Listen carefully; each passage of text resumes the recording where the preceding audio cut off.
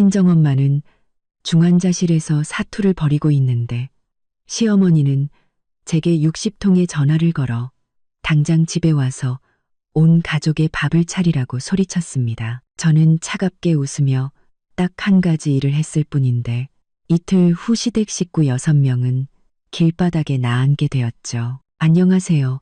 여러분의 이야기꾼입니다.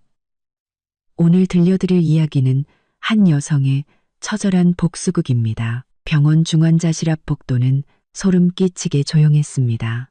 간간히 들려오는 기계음과 제 심장이 터질 듯 쿵쾅거리는 소리만이 정적을 깼죠. 저는 차가운 벽에 기댄 채 굳게 닫힌 중환자실 문만 뚫어져라 쳐다보고 있었습니다.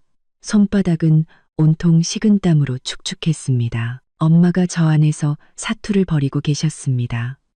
조금 전 의사 선생님이 한번 나왔는데 표정이 아주 어두웠습니다. 상황이 매우 위중하니 가족들에게 마음의 준비를 하라고 했습니다. 마음의 준비. 그 네 글자가 망치처럼 제 심장을 내리쳐 온몸에 힘이 빠지고 거의 서 있을 수조차 없었습니다. 아버지는 일찍 돌아가셨고 엄마가 홀로 저를 힘들게 키우셨습니다. 엄마는 제게 남은 유일한 가족입니다. 만약 엄마에게 무슨 일이라도 생긴다면 그렇게 마음이 혼란스럽고 공포에 휩싸여 있을 때 주머니 속 핸드폰이 미친 듯이 울리기 시작했습니다. 고요한 복도에서 유난히 날카롭게 들리는 진동 소리에 저는 깜짝 놀라 허둥지둥 핸드폰을 꺼냈습니다. 화면에 떠 있는 이름은 시어머니 최영숙 여사였습니다. 저는 미간을 찌푸렸습니다. 이 상황의 전화는 왜 엄마가 위독해서 병원에 와 있다는 걸 뻔히 알면서 잠시 망설이다 전화를 받았습니다. 목소리를 최대한 낮게 깔고 말했죠. 어머니, 저 지금 제 말이 채 끝나기도 전에 시어머니의 날카롭고 앙칼진 목소리가 폭죽처럼 터져나왔습니다. 제게 말할 틈조차 주지 않았죠. 박서윤, 너 지금 어디서 뭘 하고 있는 거야? 시간이 몇 시인데 아직도 밥하러 안 들어와? 우리 식구 전부 굶겨 죽일 작정이야? 저는 제 귀를 의심했습니다. 분노가 머리끝까지 치밀어 올랐습니다. 화를 억누르며 최대한 침착하게 말했습니다. 어머니, 저 병원이에요. 말씀드렸잖아요. 엄마가 지금 중환자실에서 위독하세요. 그래서 못 들어가요. 시어머니는 즉시 목소리를 더 높였습니다. 중환자실이 뭐? 위독한 게 뭐 대수야? 거기 의사고 간호사고 다 있잖아. 네가 거기 지키고 서 있으면 뭐가 달라져? 죽을 사람이 살아 돌아오기라도 한대? 당장 들어와. 아주버님이랑 형님 퇴근했고 조카도 학원에서 왔어. 다들 배고파서 기다리고 있단 말이야. 아버님도 시장하시다고. 저는 화가 나 손까지 떨렸습니다. 어머니, 제 친엄마예요. 지금 생사를 오가고 계시는데 제가 어떻게 자리를 비워요? 배고프시면 직접 해 드시거나 아니면 밖에서 사 드시면 안 돼요? 시어머니는 바로 소리쳤습니다. 직접 하라고? 우리가 하루 종일 일하고 와서 얼마나 피곤한데 누가 밥할 힘이 있어? 나가서 사 먹으면 돈 들잖아.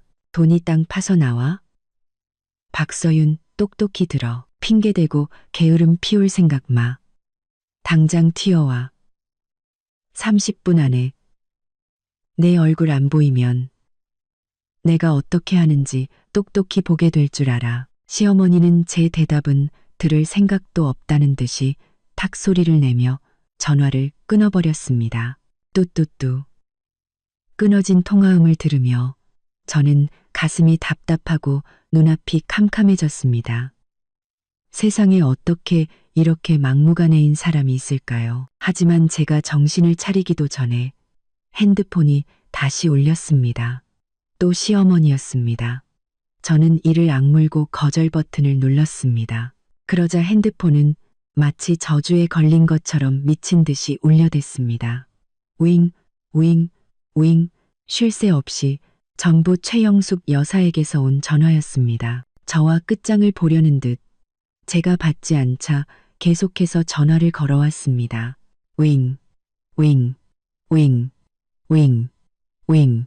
화면에 계속해서 떠오르는 그 익숙한 번호는 마치 저승사자의 부름처럼 느껴졌습니다. 고요한 병원 복도에서 그 소리는 유난히 거슬렸고 옆에서 함께 가족을 기다리던 다른 보호자들까지 불만과 의심의 눈초리로 저를 쳐다봤습니다. 저는 창피해서 어쩔 줄 몰랐습니다.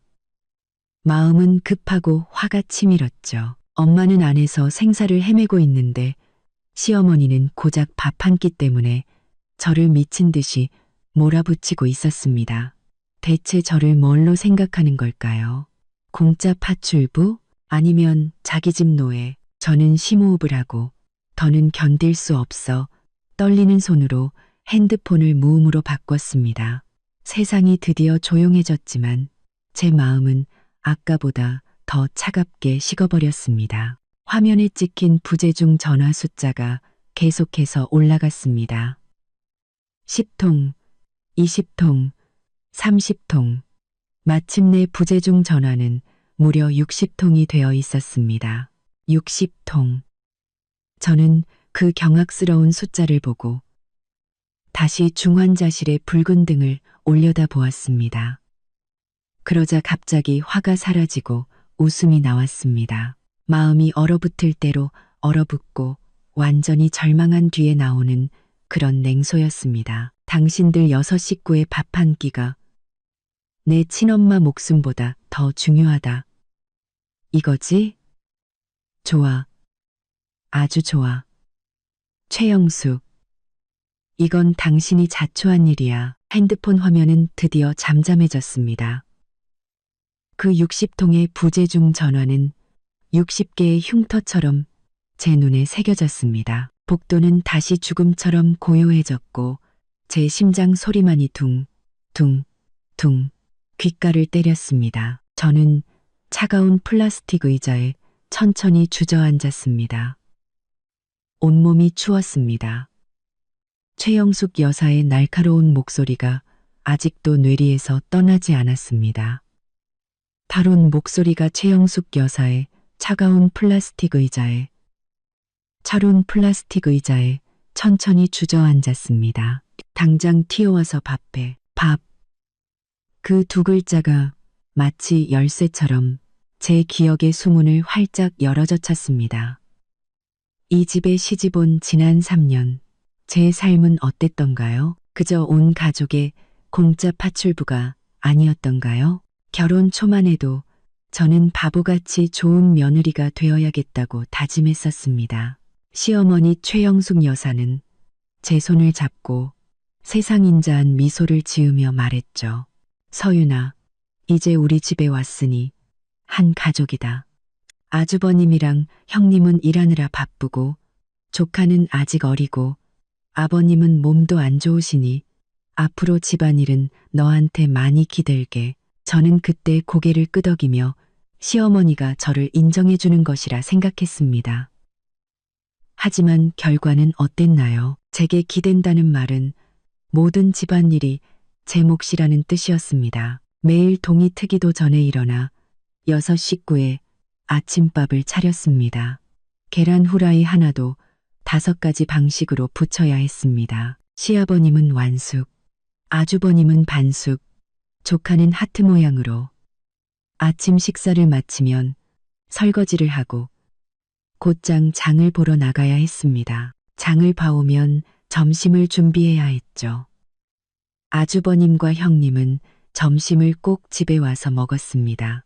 점심 설거지를 마치고 한숨 돌리나 싶으면 또 저녁 준비를 시작해야 했습니다. 저녁은 가장 거창해서 사첩 반상의 탕은 기본이고 생선과 고기가 빠지면 안 됐습니다. 저녁 식사 후 설거지, 바닥 청소, 빨래까지 밤굿이 10시가 되어서야 겨우 한숨 돌릴 수 있었습니다. 그런데도 시어머니는 항상 트집을 잡았습니다. 박서윤, 이거 너무 짜잖아.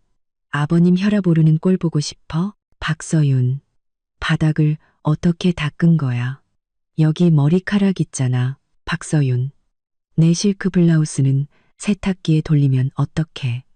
망가지면 네가 물어낼 거야? 제가 조금이라도 늦거나 피곤해서 잠시 앉아 쉬려고 하면 시어머니의 눈초리가 바늘처럼 날아와 밝혔습니다. 젊은 애가 왜 이렇게 게을러? 우리 김씨 집안은 게으른 며느리 필요 없어. 제 남편 김민주는요. 그는 장님이나 귀머거리 같았습니다. 제 편을 들어주는 말은 한마디도 하지 않았죠. 오히려 같이 저를 타박할 때도 있었습니다. 여보, 엄마가 뭐라고 하면 그냥 듣고 고치면 되잖아. 왜 자꾸 말대꾸를 해? 가족끼리 화목한 게 제일 중요하지. 화목? 무슨 화목이요? 저 혼자 일방적으로 참고 사귀는 게 화목인가요? 저도 직장이 있었습니다. 작은 회사에서 격리로 일했죠. 돈을 많이 벌지는 못했지만 제 힘으로 번 돈이었습니다. 하지만 시댁 식구들을 모시느라 저는 툭하면 조퇴하고 지각하고 결근했습니다. 부장님은 저를 못마땅해 했고 동료들은 뒤에서 수군거렸습니다. 결국 어쩔 수 없이 회사를 그만둬야 했습니다. 그 일로 친정엄마는 저를 많이 걱정하셨습니다. 여자는 자기 일이 있어야 한다고 시댁에만 의지해서는 안 된다고 항상 말씀하셨죠.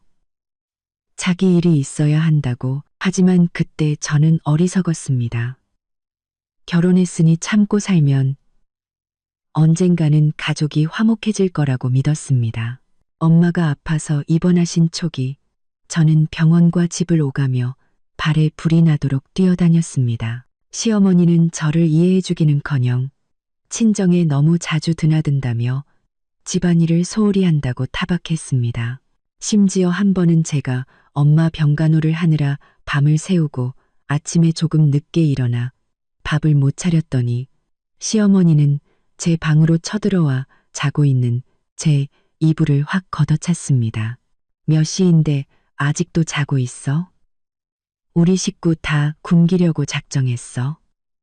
내 엄마는 골골대는 늙은이가 돼서 사람 고생만 시키는구나.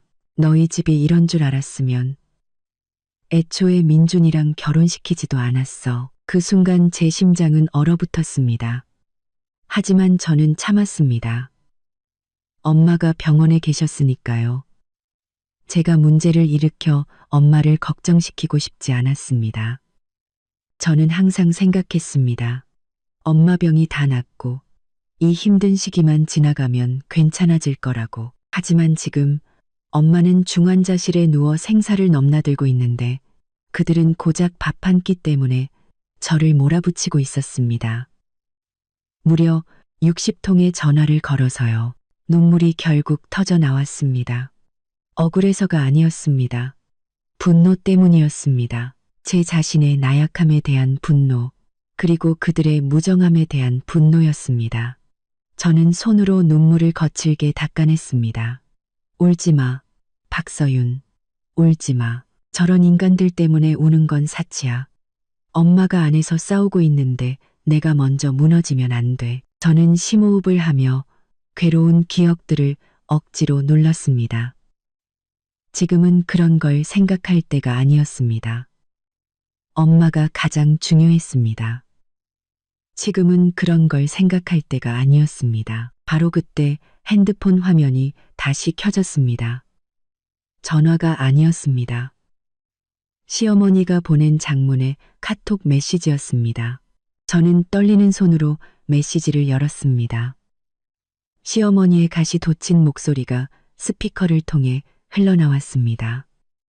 전화 통화 때보다 100배는 더 악독했습니다. 박서윤, 너 이제 아주 날개가 돋쳤구나.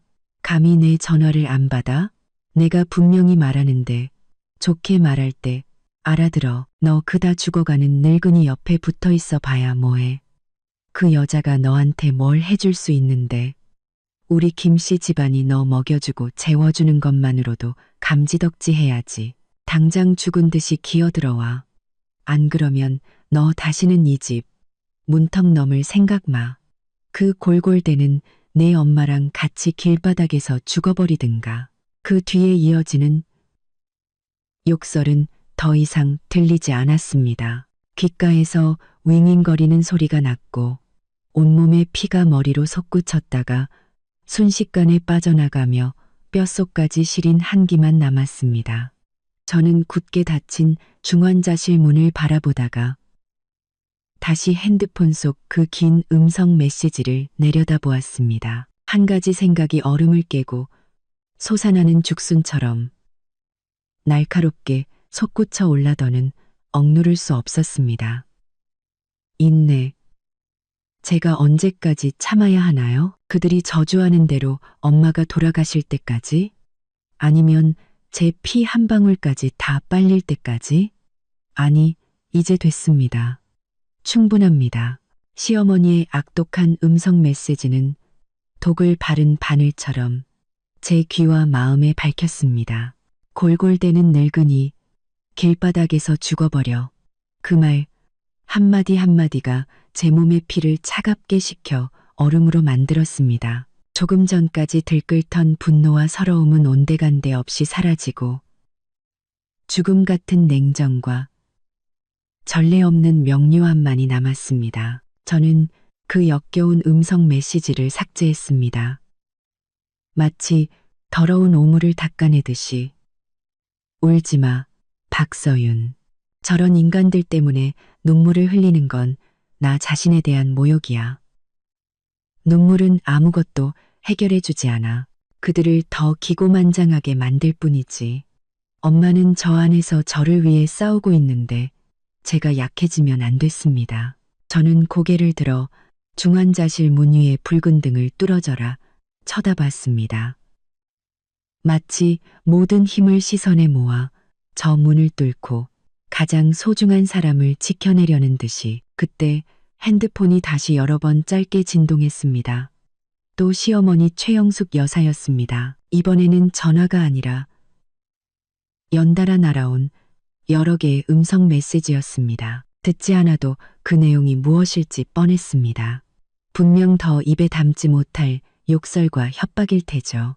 저는 입꼬리를 비틀어 올렸습니다. 온기라고는 조금도 찾아볼 수 없는 차가운 미소였습니다. 예전에는 시어머니의 메시지를 보면 긴장하고 두려워하고 어떻게 대처해야 할지 고민했지만 지금 제 마음은 그저 차가운 빙판 같았습니다. 저는 카카오톡을 열었습니다.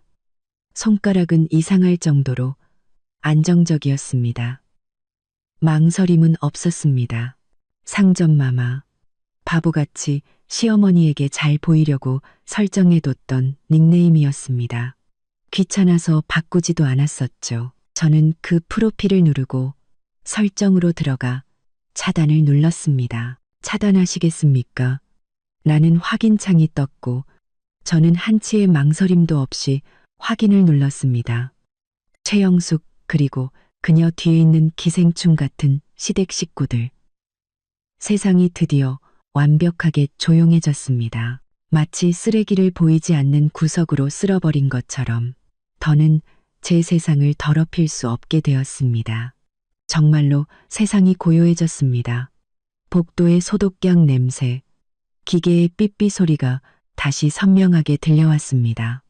저는 의자에 등을 기대고 눈을 감았습니다. 깊은 숨을 들이쉬자 오랫동안 돌덩이에 짓눌린 듯 답답했던 가슴이 처음으로 뻥 뚫리는 기분이었습니다. 바로 그 순간 중환자실 문이 열렸습니다.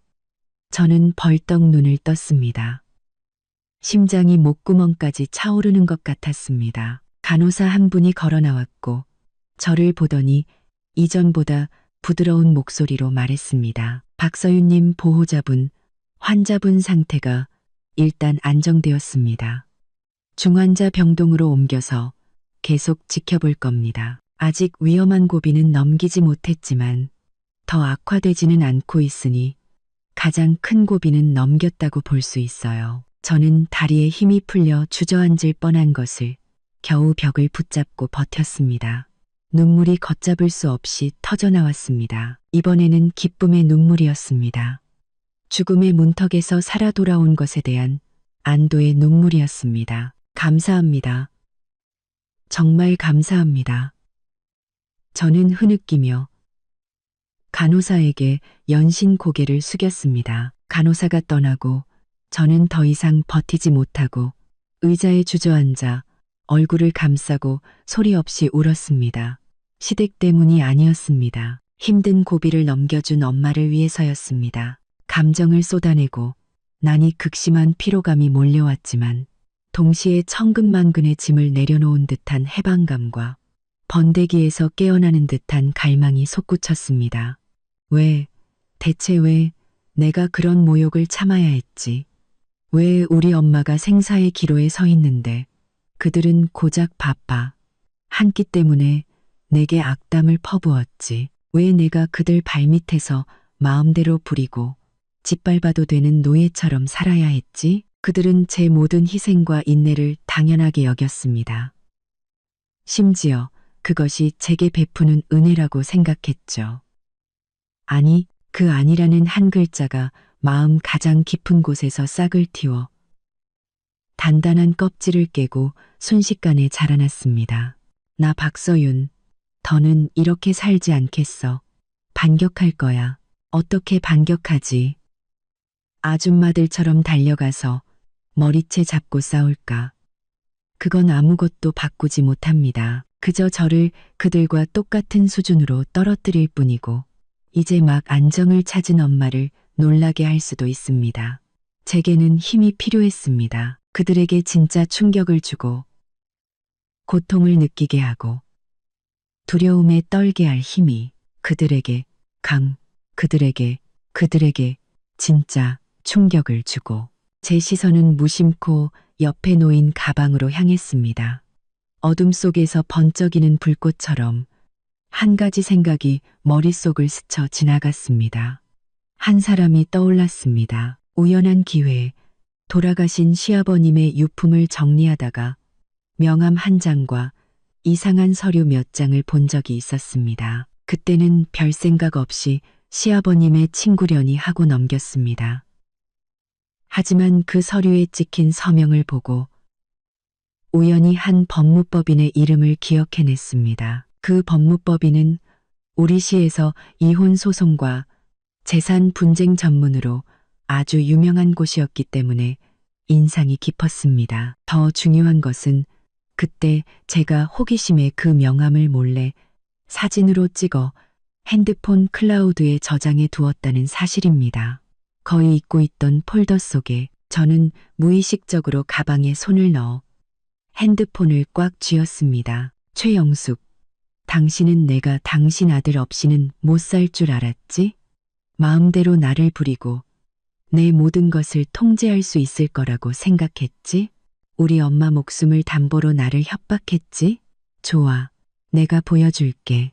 당신들 김씨 집안 없이도 나 박서윤은 잘 살 수 있을 뿐만 아니라 당신들이 그토록 자랑스러워하는 그 소굴을 박살내 버릴 수 있다는 걸. 저는 떨리는 손가락으로 클라우드의 비밀 폴더를 열었습니다. 오래된 사진들 속에서 빠르게 찾아 헤맸습니다. 마침내 조금 흐릿하지만 전화번호와 정연 법무법인 하정우 변호사라는 글씨가 선명하게 보이는 명함 사진이 화면에 나타났습니다. 하정우 변호사, 바로 이 사람이야. 저는 그 번호를 노려보며 눈을 질끈 감고 통화 버튼을 눌렀습니다. 몇 번의 신호음 끝에 전화가 연결되었고 차분하고 단호한 남자의 목소리가 들려왔습니다. 네, 정연 법무법인 하정우 변호사입니다. 저는 심호흡을 하며 들끓는 감정을 억누르고 최대한 냉정하고 또렷한 목소리로 말했습니다. 하 변호사님, 안녕하세요. 갑작스럽게 죄송합니다. 저는 박서윤이라고 합니다. 저를 모르시겠지만 저는 고 김정국 씨의 며느리입니다. 다름이 아니라 제 전 시어머니인 최영숙 씨 명의의 부동산 출처와 관련해서 혼인 기간 중 재산은닉으로 의심되는 단서를 가지고 있습니다.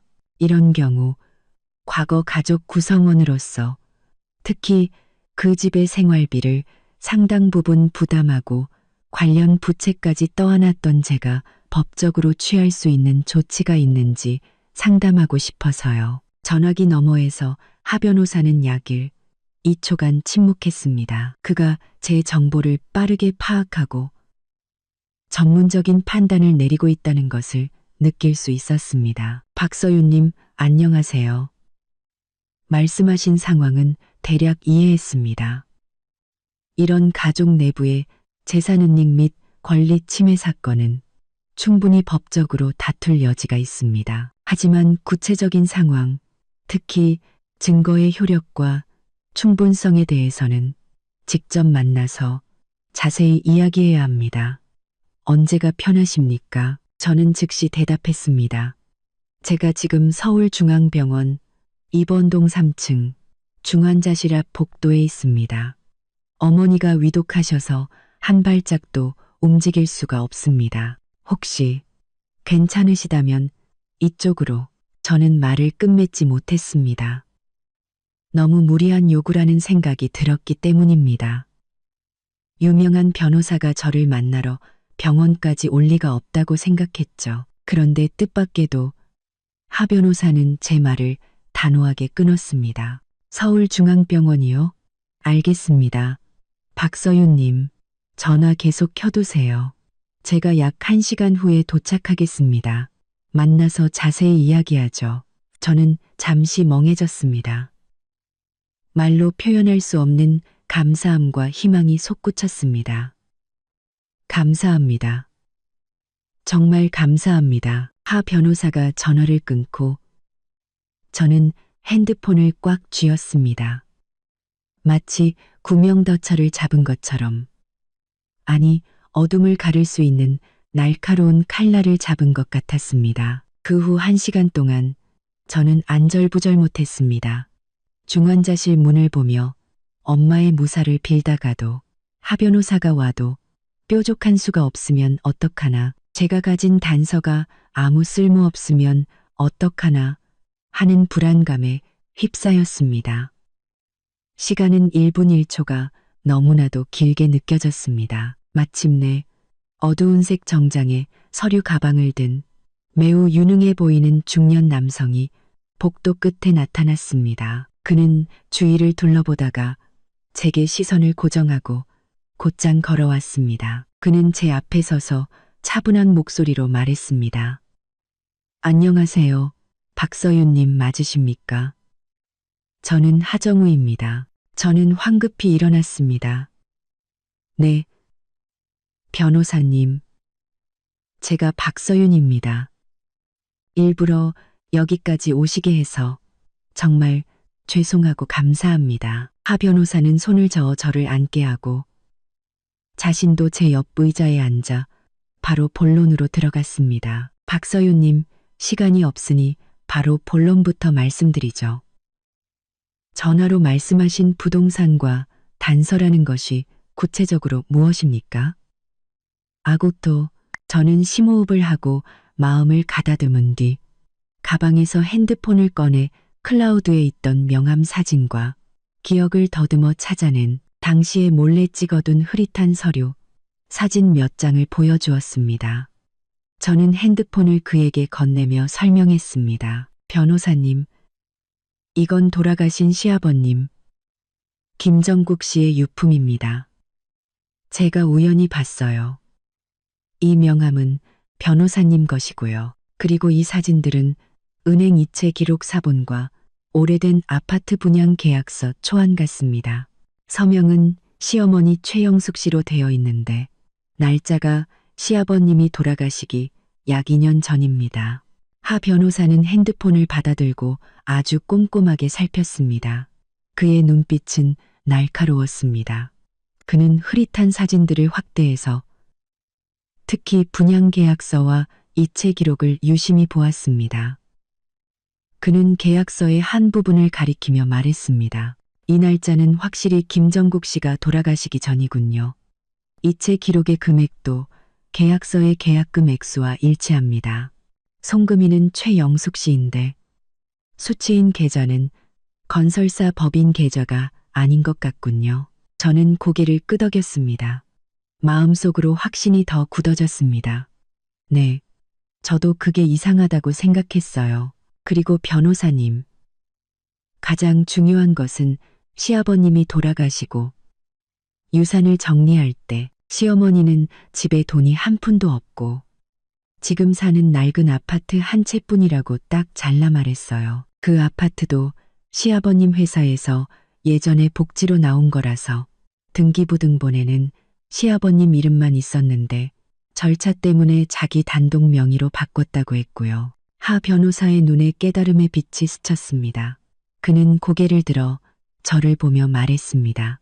박서윤님, 제공해 주신 정보는 매우 중요합니다. 만약 이 이체 기록과 계약서가 최영숙 씨가 혼인 기간 중에 부부 공동 재산을 이용해 개인 명의로 다른 부동산을 몰래 구입했고 상속 재산을 정리할 때 고의로 이를 숨겼다는 것을 증명할 수 있다면 이는 부부 공동 재산은 이익에 해당할 뿐만 아니라 돌아가신 시아버님의 합법적인 재산권을 침해한 것이고 또한 합법적인 상속인인 남편분의 상속 지분도 직접적으로 침해한 것입니다. 그는 잠시 말을 멈추고 더 진지한 목소리로 말했습니다. 그리고 박서윤님은 남편의 배우자로서 혼인 관계가 지속되는 동안 이 은닉된 재산에 대해 부부 공동 재산으로서의 권리를 주장할 수 있었습니다. 지금 이혼을 고려하신다고 해도 이 은닉된 재산은 여전히 추적하여 부부 공동 재산으로 분할할 수 있습니다. 저는 심장이 빠르게 뛰고 손바닥에 다시 땀이 나는 것을 느꼈습니다. 하지만 이번에는 흥분 때문이었습니다. 하 변호사는 분석을 이어갔습니다. 물론 현재 이 사진들만으로는 증거가 조금 부족합니다. 더 확실한 은행 거래, 내역과 부동산 등기 정보를 확인해야 합니다. 하지만 이것은 명백한 조사 방향이 될 수 있습니다. 최영숙 씨의 행위는 사기 혐의가 짙습니다. 그는 핸드폰을 닫아 제게 돌려주며 차분하지만 힘있는 눈빛으로 말했습니다. 박서윤님, 이제 결정을 내리셔야 합니다. 저희 법무법인에 이 사건의 조사와 증거 수집을 정식으로 위임하고 박서윤님의 합법적인 권리를 주장하시겠습니까? 이 과정은 시간이 좀 걸릴 수 있고 다소 격렬한 다툼이 될 수도 있습니다. 저는 거의 망설이지 않았습니다.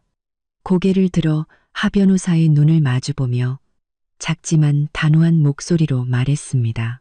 변호사님, 위임하겠습니다. 제가 어떻게 해야 하나요? 3년 동안 참고 살았습니다. 3년 동안 파출부 취급을 받았습니다. 친엄마가 위독한 순간에 그런 모욕과 압박을 당했습니다. 이번에는 절대 물러서지 않을 겁니다. 최영숙, 김씨 집안, 당신들 기다려. 하 변호사는 제 단호한 대답을 듣고 얼굴에 만족스러운 표정을 지었습니다. 그는 즉시 서류 가방에서 태블릿 PC와 표준 위임 계약서를 꺼냈습니다. 좋습니다. 박서윤님, 먼저 이 위임 계약서에 서명하시죠. 비용은 걱정하지 마십시오. 이 사건은 승소 가능성이 매우 높으므로 성공보수 방식으로 진행할 수 있습니다. 나중에 되찾은 재산에서 일정 비율로 수수료를 받는 방식입니다. 만약 패소하면 변호사 비용은 일절 받지 않겠습니다. 저는 고개를 끄덕였습니다. 제 가장 큰 걱정거리가 해결되었습니다.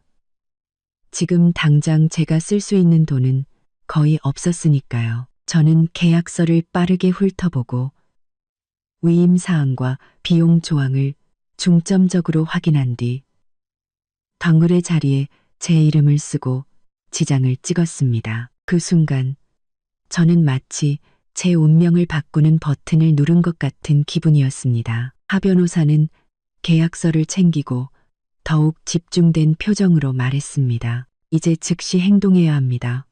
시간이 중요합니다. 박서윤 님이 제공해 주신 단서가 가리키는 부동산의 정확한 주소와 현재 상태를 먼저 확인해야 합니다. 그 아파트에 대한 다른 정보, 예를 들어 대략적인 위치나 당시 서류에 있던 건설사 이름 같은 것을 기억하십니까? 저는 눈살을 찌푸리며 열심히 기억을 더듬었습니다. 아마 강남구 쪽이었던 것 같아요. 건설사 이름은 좀 어려웠는데. 맞아요. 대신건설이었던 것 같아요. 계약서는 대신건설의 한 아파트 단지였는데 이름이 메이플 가든이었어요. 하 변호사의 손가락이 태블릿 위에서 빠르게 움직였습니다. 메이플 가든, 대신건설. 네, 찾았습니다. 강남구에 실제로 있는 단지군요. 입주 시기는 약 5년 전입니다. 그는 고개를 들어 날카로운 눈빛으로 저를 보았습니다. 5년 전이면 시아버님이 돌아가시기 1년 전이군요. 시점이 딱 맞습니다. 이제 두 가지를 동시에 진행해야 합니다. 그의 말은 빠르고 논리적이었습니다. 첫째, 저는 즉시 법원에 조사 명령을 신청하여 최영숙 씨 명의 및 관련 가능성이 있는 모든 은행 계좌에 그 시점 전후 대규모 거래 내역을 확보하여 아파트 구입 자금의 최종 행방을 추적할 것입니다.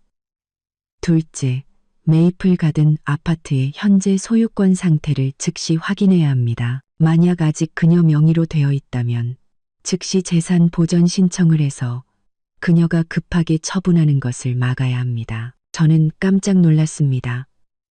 재산 보전이요? 그게 뭔가요? 하 변호사는 설명했습니다. 법원에 신청해서 그 아파트의 매매와 담보 설정을 일시적으로 동결시키는 겁니다. 결정이 내려지면 그 아파트는 팔 수도, 명의를 이전할 수도, 심지어 담보대출을 받을 수도 없게 됩니다. 그녀의 퇴로를 완전히 막아버리는 거죠. 저는 즉시 이해했습니다.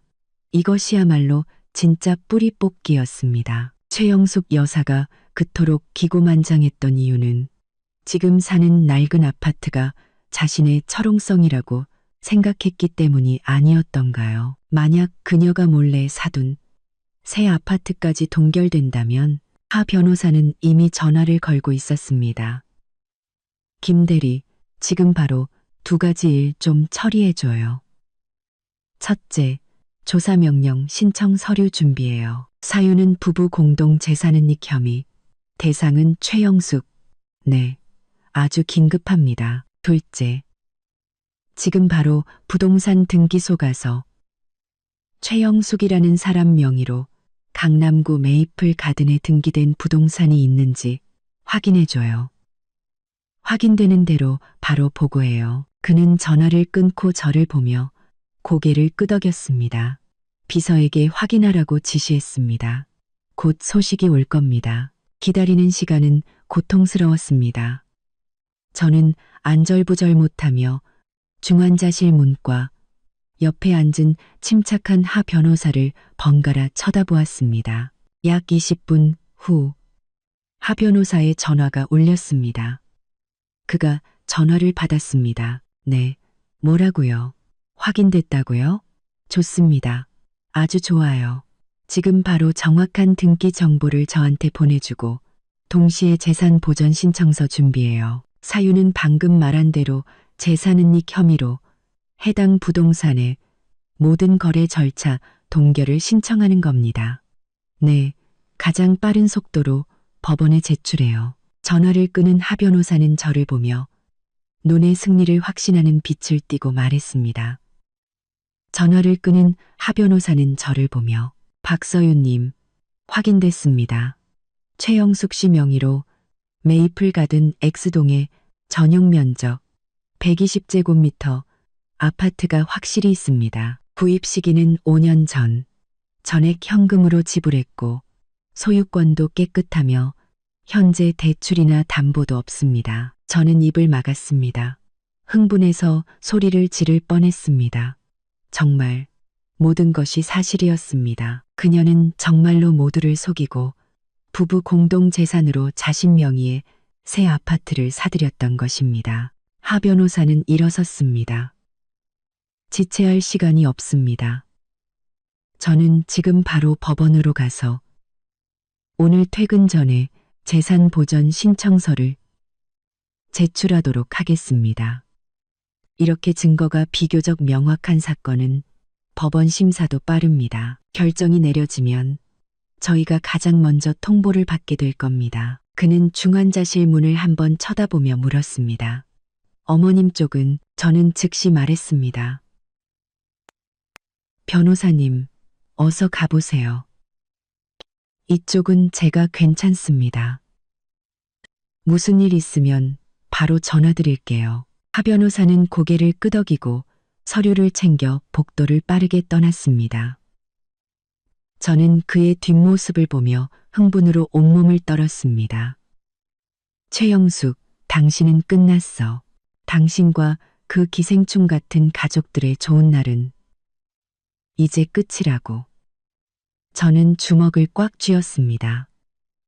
손톱이 손바닥을 파고들었지만 고통은 느껴지지 않았습니다. 오직 복수의 쾌감만이 심장에서 불타올랐습니다. 기다려봐. 곧 당신들도 막다른 길에 몰리는 게 어떤 기분인지 알게 될 테니까. 하 변호사가 떠난 후 저는 팽팽하게 당겨진 활시위 같았습니다. 중환자실 문 위에 붉은 등은 여전히 켜져 있었고 그 불빛이 깜빡일 때마다 제 마음도 철렁 내려앉았습니다. 저는 억지로 마음을 진정시키며 복도를 서성였습니다. 초조한 기다림을 떨쳐내기 위해서였습니다. 손에 쥔 핸드폰은 뜨거운 쇠붙이 같았습니다. 화면은 까맣게 잠들어 있었지만 한번 불이 켜지면 천지가 개벽할 소식이 날아올 것 같았습니다. 시간은 1분 1초가 칼로 살을 베는 것처럼 고통스럽게 흘러갔습니다. 엄마는 아직 저 안에 계시고 저는 시댁을 향한 치명적인 저격이 시작되기를 기다리고 있었습니다. 소리 없는 압박감에 숨이 막힐 것 같을 때 갑자기 핸드폰 화면이 켜졌습니다. 하 변호사에게서 온 카카오톡 메시지였습니다. 저는 떨리는 손가락으로 메시지를 열었습니다. 하정우 변호사 박서윤님, 희소식입니다. 법원의 재산 보전 결정이 방금 내려졌습니다. 즉시 부동산 등기소에 통보되었으며 메이플 가든 아파트는 현재 법적으로 압류된 상태입니다. 모든 매매, 담보, 명예 이전 행위가 금지됩니다. 이 사실은 방금 최영숙 본인에게도 송달되었습니다. 참고하시기 바랍니다. 짧은 몇 줄의 글자.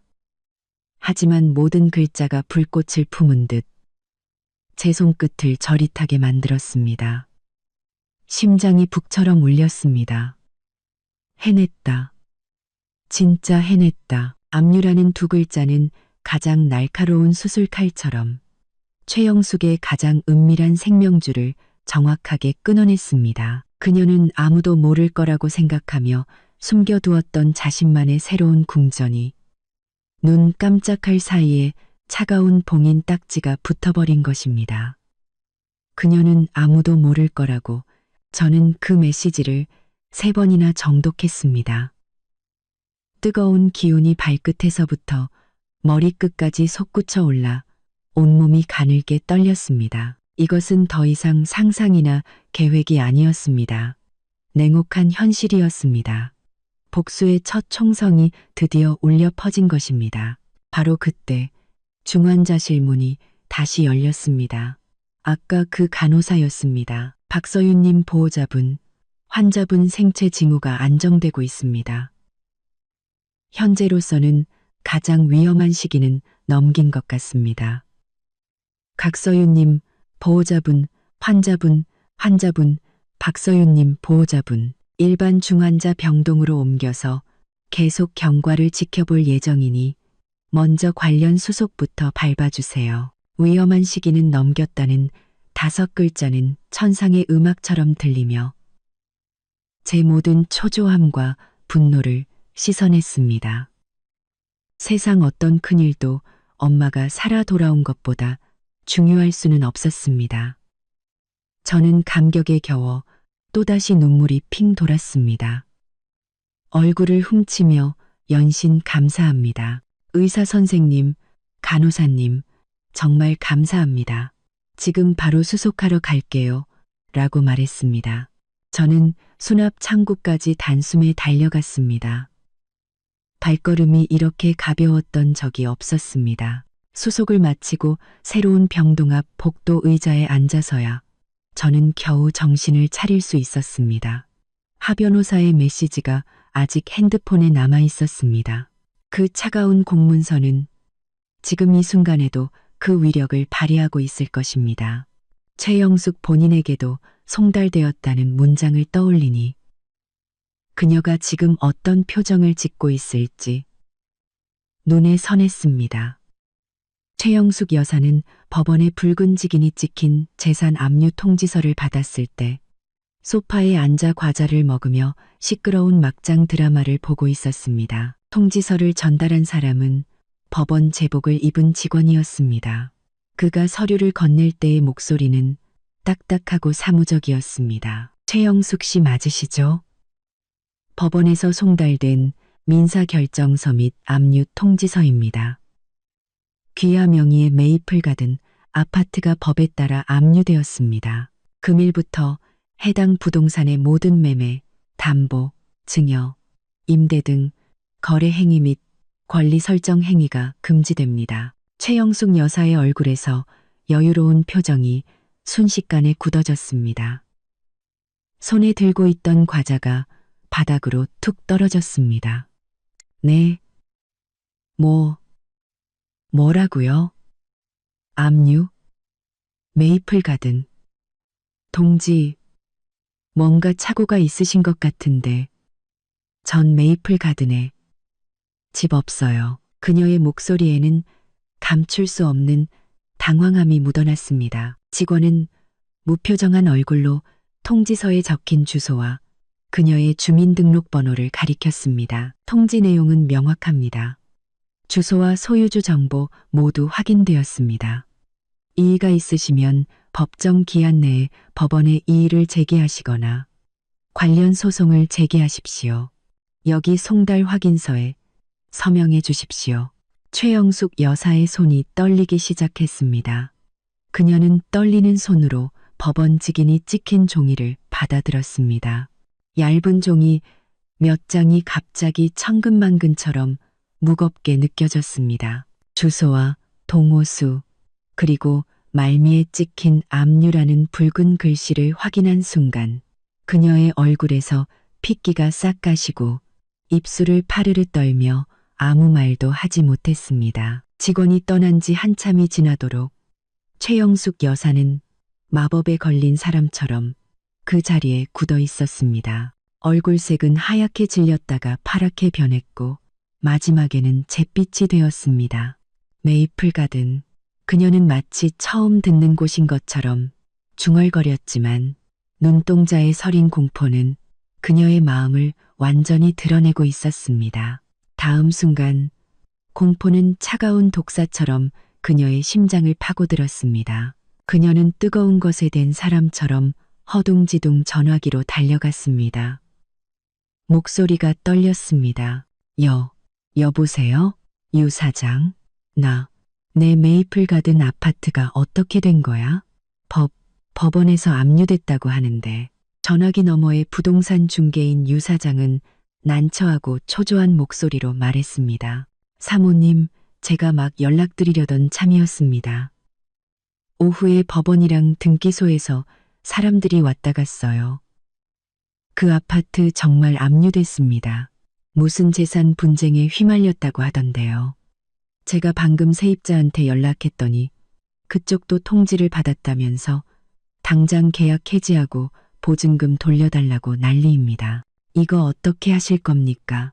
최영숙 여사는 눈앞이 캄캄해지며 세상이 빙빙 도는 것 같았습니다.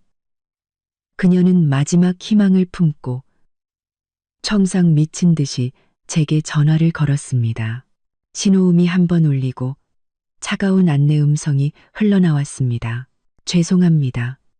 고객님께서 전화를 받을 수 없습니다. 다시 걸어도 마찬가지였습니다. 차단당한 것입니다.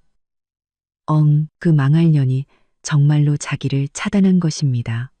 이 사실은 아파트가 압류당했다는 충격과 함께 밀려와 마침내 최영숙 여사를 완전히 무너뜨렸습니다. 그녀는 다리에 힘이 풀려 바닥에 털썩 주저앉았습니다. 손에 들고 있던 압류 통지서는 발치에 떨어져 그녀를 비웃는 귀신 얼굴처럼 보였습니다. 돈. 그녀가 그토록 오랫동안 몰래 숨겨온 돈. 그녀 자신과 아들, 아니 주로 아들을 위해 준비해둔 퇴로.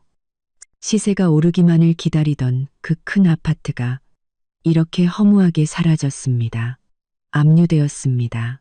몇 년 후 집값이 오르면 팔아서 아들에게 더 좋은 집을 사주거나 손자 결혼 자금으로 남겨두려던 그 재산이 영문도 모르는 사이에 동결되어 버린 것입니다. 누가 이런 짓을. 이가 갈리는 증오와 함께한 사람의 이름이 그녀의 머릿속을 가득 채웠습니다. 박서윤. 그 망할 년밖에 없어. 오늘 밥하러 오지도 않고 전화를 걸었더니 감히 차단까지 해? 분명 그년 짓이야. 그년이 알고 있었어. 어떻게 알았지? 최영숙 여사는 온몸이 차갑게 식었고 공포가 해일처럼 그녀를 덮쳤습니다. 그녀는 바닥에 떨어진 종이를 주우려 했었지만 손이 너무 떨려 잡을 수조차 없었습니다. 끝났다. 그녀의 생명줄, 그녀의 마지막 보루가 정말로 끝장난 것 같았습니다. 최영숙 여사는 흐물흐물한 진흙처럼 바닥에 주저앉아 있었습니다. 법원의 붉은 직인이 찍힌 종이 몇 장이 옆에 흩어져 있었고 그것들은 마치 뜨거운 낙인처럼 보여 쳐다보기도 두려웠지만 자꾸만 눈이 갔습니다. 메이플 가든, 내 아파트, 압류. 그녀는 넉나간 눈으로 이 단어들을 반복해서 중얼거렸습니다. 완전히 넋이 나간 사람 같았습니다. 갑자기 그녀는 바늘에 찔린 사람처럼 벌떡 일어나 허둥지둥 전화기로 달려갔습니다. 떨리는 손가락으로 여러 번 시도한 끝에 겨우 번호를 눌렀습니다. 울음 섞인 목소리로 외쳤습니다. 여보세요? 민준아, 빨리 와. 큰일 났어. 집안이 망하게 생겼다고. 전화기 너머 제 명목상의 남편인 김민주는 막 퇴근한 듯 주변이 시끄러웠습니다. 그의 목소리는 매우 짜증스러웠습니다. 엄마, 또 왜 그러세요? 저 이제 막 퇴근해서 죽겠는데. 서윤이 아직 안 들어왔어요? 안 들어왔으면 그냥 시켜 먹으면 되지. 뭘 그렇게까지 하세요? 밥 꼭. 서윤이 아직 안 들어왔어요? 밥이 문제가 아니야. 박서윤 그년도 문제가 아니고. 최영숙 여사는 비명을 지르듯 그의 말을 끊었습니다. 목소리가 갈라졌습니다. 집, 엄마 집 말이야. 메이플 가든에 있는 그 아파트. 법원에서 압류했대. 전화기 너머는 몇 초간 침묵이 흘렀습니다. 김민주는 못 들었거나 혹은 믿을 수 없다는 듯 했습니다. 엄마, 무슨 뚱딴지 같은 소리세요? 무슨 메이플 가든 아파트요? 엄마가 언제부터 메이플 가든에 집이 있었어요? 그게 엄마가 몰래 사둔 거 있잖아. 최영숙 여사는 울부짖었습니다. 그때 내 이름으로 안 한 건 박서윤 그년이 나중에 알면 재산 나누자고 할까봐 그랬지. 엄마가 다 너 생각해서 그런 건데 이제 끝났어. 다 끝났다고.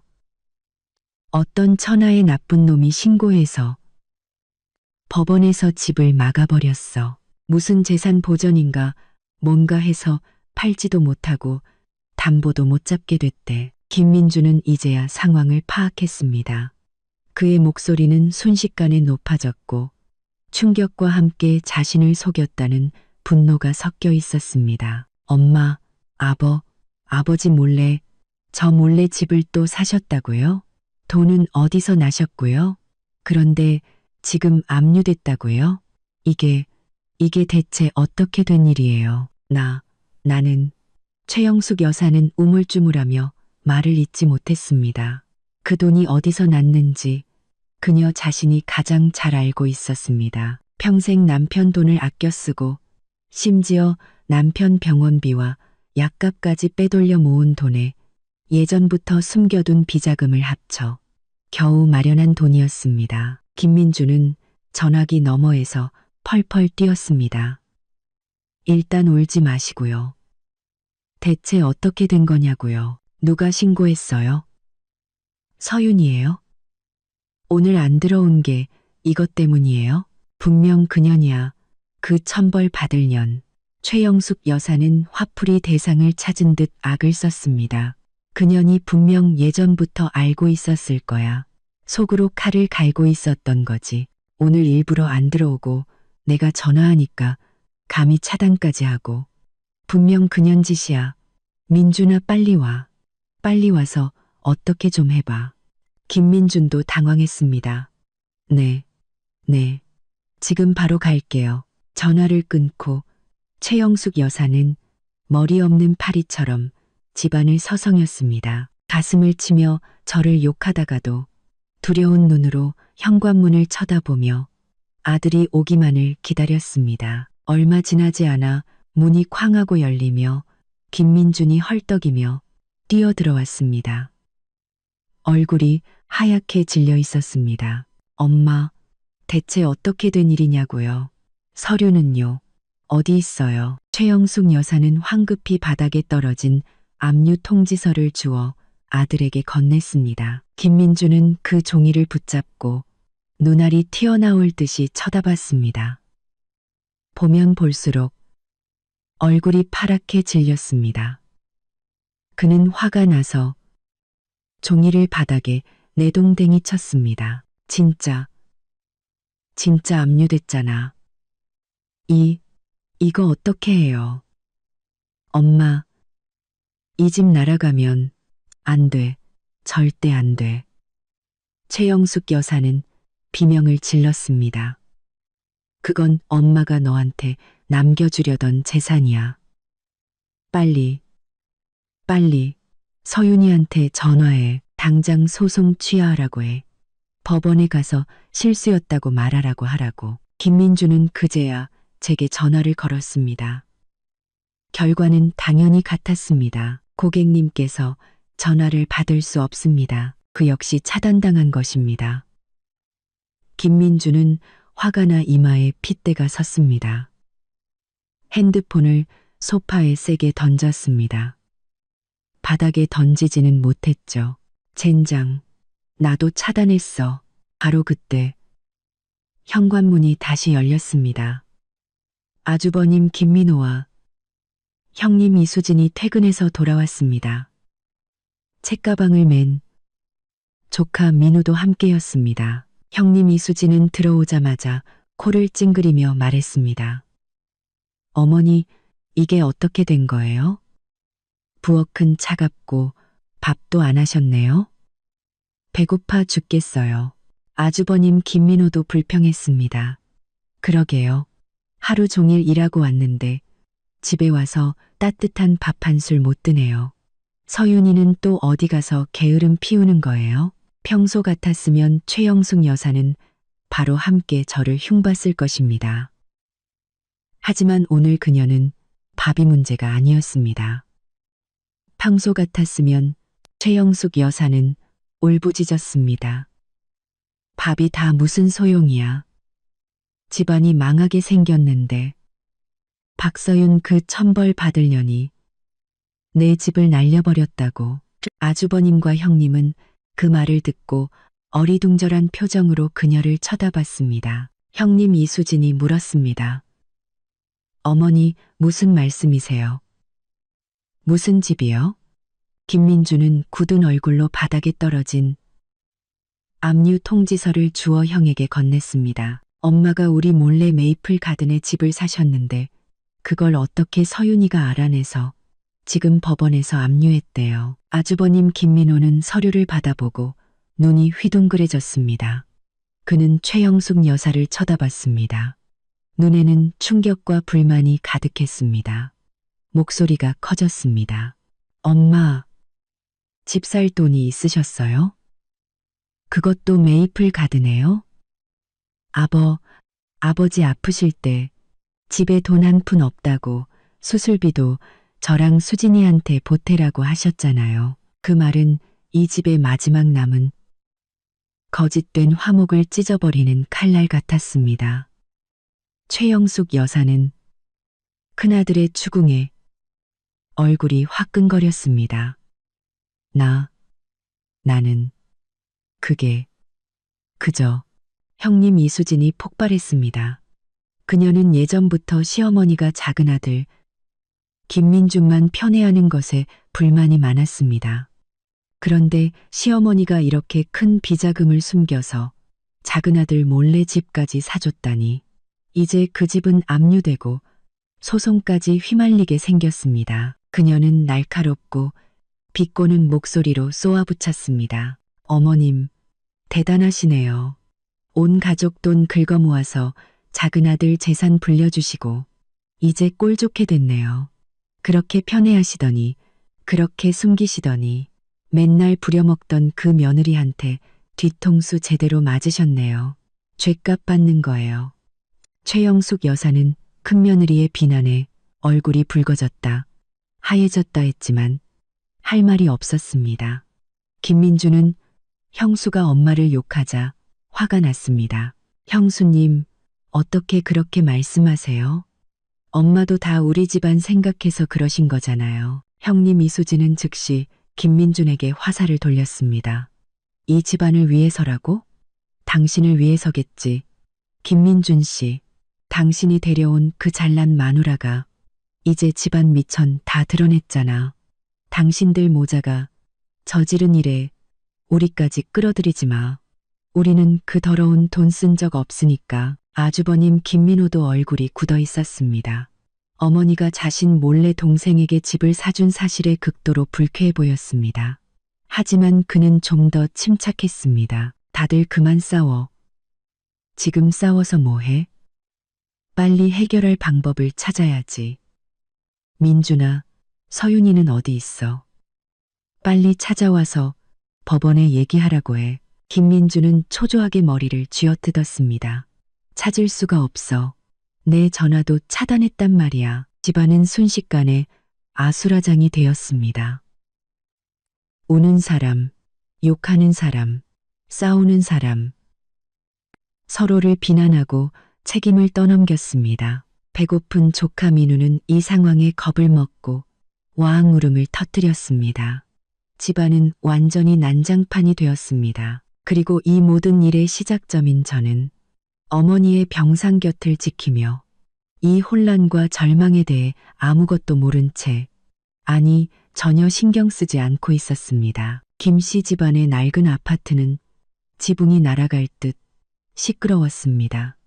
최영숙 여사는 바닥에 앉아 허벅지를 치며 울부짖었습니다. 저를 욕하다가 큰며느리를 욕하고 그러다가 자기 신세가 처량하다며 울었습니다. 김민준과 그의 형 김민호는 서로를 노려봤습니다. 한 명은 억울했고 다른 한 명은 배신감을 느꼈습니다. 형님 이수진은 팔짱을 끼고 침을 튀겨가며 시어머니의 편애를 비난했습니다. 조카 민우는 배가 고파 견딜 수 없어 엄마 이수진의 다리를 붙잡고 밥 달라고 울부짖었습니다. 집안은 그야말로 아수라장이었습니다. 마침내 아주버님 김민호가 조금 진정하고 소리쳤습니다. 다들 그만. 싸워서 해결될 문제야? 지금 가장 중요한 건 박서윤을 찾는 거야. 그 말에 모두가 정신을 차렸습니다. 최영숙 여사는 울음을 뚝 그치고 허둥지둥 일어났습니다. 맞아. 그 망할 년을 찾아야 해. 법원에 가서 오해였다고 소송 취하하라고 해야지. 김민주는 초조하게 머리를 쥐어뜯었습니다. 어떻게 찾아? 전화도 안 되고 카톡도 차단했는데 걔가 어디 갔겠어? 최영숙 여사는 눈을 번뜩이며 마치 구명줄을 잡은 듯 소리쳤습니다. 병원. 걔네 엄마 죽어가고 있다며. 분명 병원에 있을 거야. 민준아, 병원 가서 찾아. 지금 당장 가서 그년 머리채 잡고 끌고 와. 김민주는 망설였습니다. 엄마, 병원이 얼마나 넓은데 어디 가서 찾아요. 최영숙 여사는 그를 떠밀었습니다. 한층 한층 다 뒤져. 중환자실은 몇 개 되지도 않잖아. 빨리 가. 안 그러면 우리 집 진짜 망한다고. 김민주는 엄마에게 등 떠밀려 어쩔 수 없이 병원으로 향했습니다. 김민준이 떠나자 최영숙 여사는 눈알을 굴리더니 다른 꾀를 냈습니다. 예전에 제가 스치듯 말했던 동쪽 동네에 사는 이모가 생각난 것입니다. 그녀는 또 다른 구명주를 잡은 듯 온 집안을 뒤져 제가 예전에 쓰던 낡은 주소록을 찾아냈습니다. 그리고 거기서 희미한 주소와 집 전화번호를 발견했습니다. 최영숙 여사는 흥분해서 전화기로 달려가 번호를 눌렀습니다. 전화는 한참 울린 뒤에야 연결되었습니다. 약간 나이든 여성의 목소리가 들려왔습니다. 여보세요? 최영숙 여사는 즉시 울먹이는 목소리로 불쌍한 척 연기했습니다. 여보세요. 서윤이 이모님 되시죠? 저 서윤이 시어머니예요. 흑흑, 이모님, 저 어떡하면 좋아요. 전화기 너머의 이모는 당황한 듯 했습니다. 서윤이 시어머니요. 왜 그러세요? 천천히 말씀해 보세요. 최영숙 여사는 흑백을 뒤바꿔가며 울부짖었습니다. 이모님, 우리 서윤이가 무슨 바람이 불었는지 민준이랑 이혼하겠대요. 잘 살고 있는데 갑자기 이혼하겠다더니 이제는 법원에 가서 말도 안 되는 소리를 해서 우리 집까지 압류시켰어요.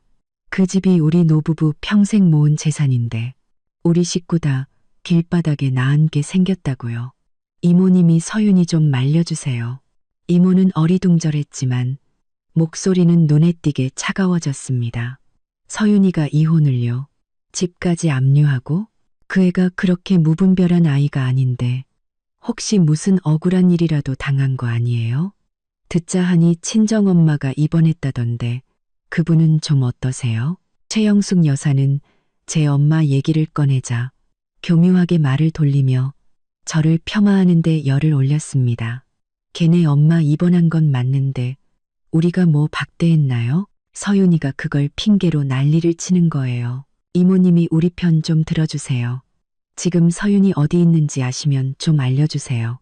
제가 가서 잘 타일러야겠어요. 이모는 잠시 침묵하더니 아주 냉담한 목소리로 말했습니다. 사부인, 애들 일은 우리 어른들이 끼어들기 좀 그렇죠. 서윤이 그 아이, 생각이 깊은 아이예요. 정말 이혼하겠다고 마음먹었다면 그만한 이유가 있겠죠. 저도 늙어서 그런 일까지 신경 쓸 힘이 없네요. 그리고 어디 있는지는 저도 모릅니다. 죄송하지만 제가 지금 좀 바빠서요. 이만 끊겠습니다. 그리서 깨 구슬을 깨.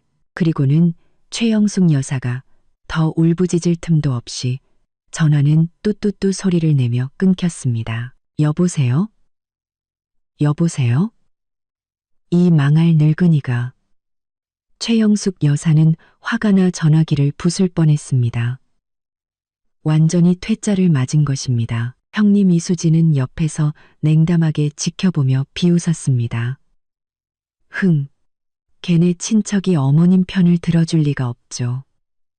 박서윤이 벌써 다 얘기해놨을 텐데요. 최영숙 여사는 포기하지 않고 미친 사람처럼 제 물건을 뒤지기 시작했습니다. 제 다른 친구나 동료 연락처를 찾으려고요. 하지만 평소 제 인간관계에 전혀 관심이 없었던 그녀는 아무리 뒤져도 쓸만한 것을 찾지 못했습니다. 한편 김민주는 헐떡이며 서울중앙병원에 도착했습니다. 그는 엄마가 어느 과에 입원했는지 병실은 어디인지 전혀 몰랐습니다. 그는 머리 없는 파리처럼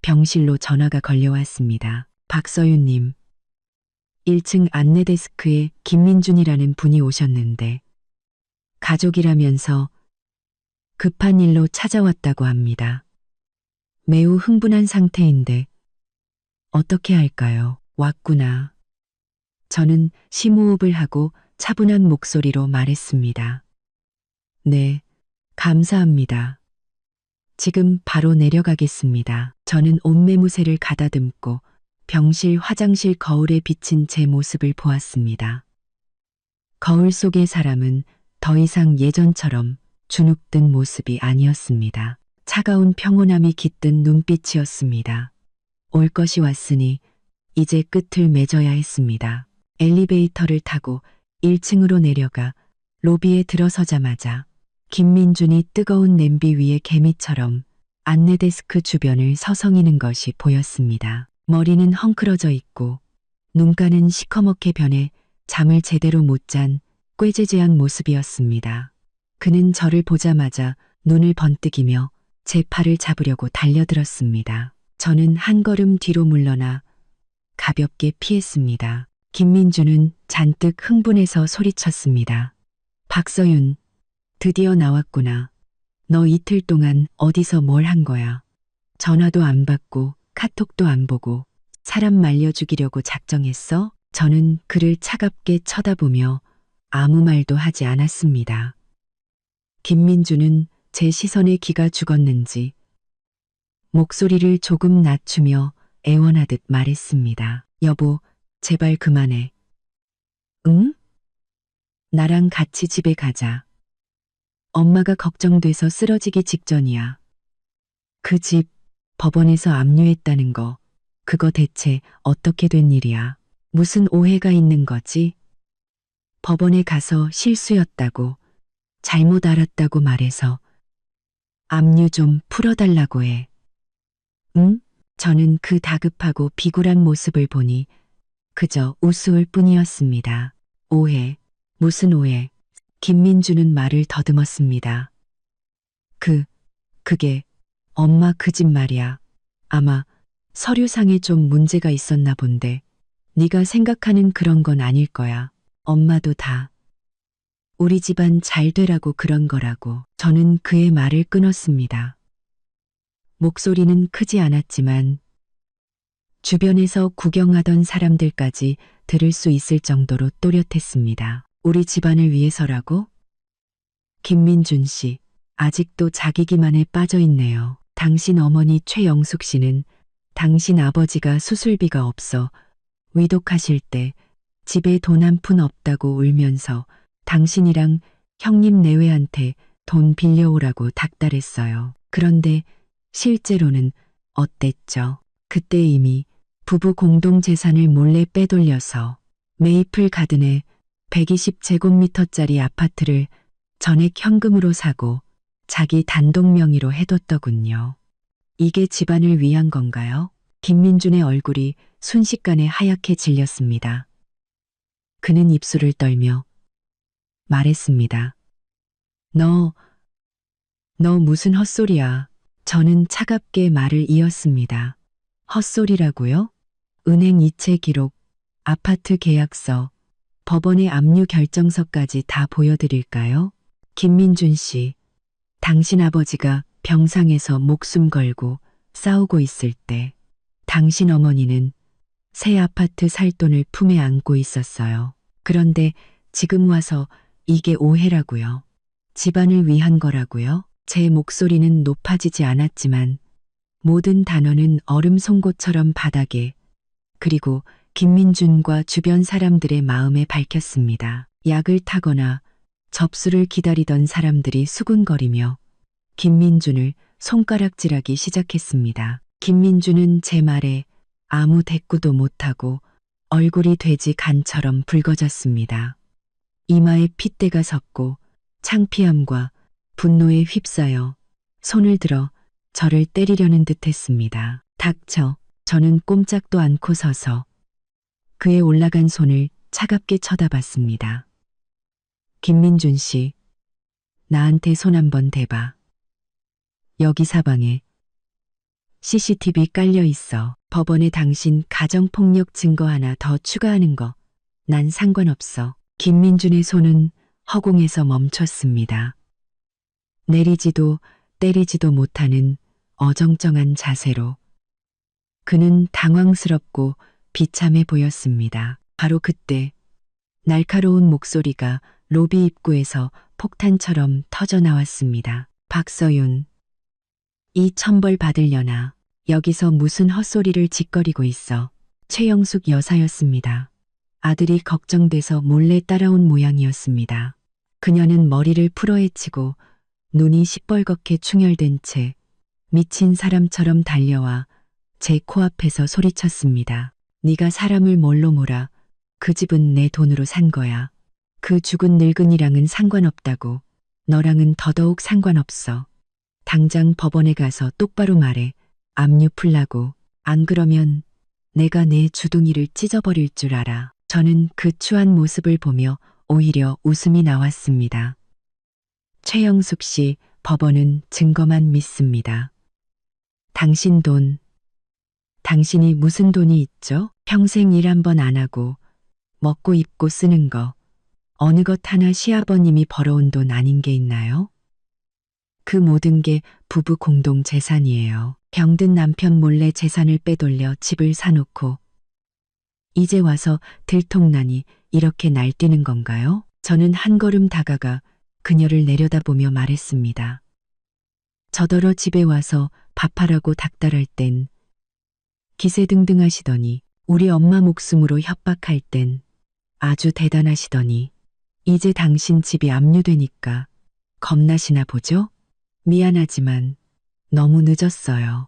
최영숙 여사는 제 말에 숨이 막혀 쓰러질 뻔한 것을 김민준이 겨우 부축했습니다. 김민준은 다급하고 화가 나서 제게 소리쳤습니다. 박서윤, 꼭 이렇게까지 해야겠어? 엄마가 잘못했다고 해도 이렇게까지 할 필요는 없잖아. 저는 그의 말을 끊고 그들 모자를 훑어보았습니다. 당신들이 우리 엄마가 중환자실에 있을 때 그 60통의 전화와 죽으라는 저주를 퍼부었던 것에 비하면 제가 한 건 아무것도 아니죠. 김민준 씨 이혼 서류는 제 변호사가 곧 보낼 겁니다. 당신들 김씨 집안의 그 더러운 진흙탕에 저는 다시는 발 담그고 싶지 않네요. 말을 마친 저는 하얗게 질려 뒤틀린 그들 모자의 얼굴과 주변 사람들의 수군거림을 뒤로하고 몸을 돌려 떠났습니다. 최영숙 여사는 제 등 뒤에서 히스테릭한 비명과 욕설을 퍼부었지만 곧 병원 보안 요원들에게 제지당했습니다. 저는 엘리베이터에 올라타 층 버튼을 눌렀습니다. 문이 천천히 닫히며 바깥의 소란과 절망을 완전히 차단했습니다. 진실은 이미 밝혀졌습니다. 엘리베이터 문이 최영숙 모자의 고함을 막아주자 세상은 순식간에 고요해졌습니다. 하지만 1층 로비가 얼마나 난장판일지는 눈에 선했습니다. 아마 보안요원들이 그들을 밖으로 끌어내고 있겠죠. 병실로 돌아오니 엄마는 여전히 편안하게 주무시고 계셨습니다.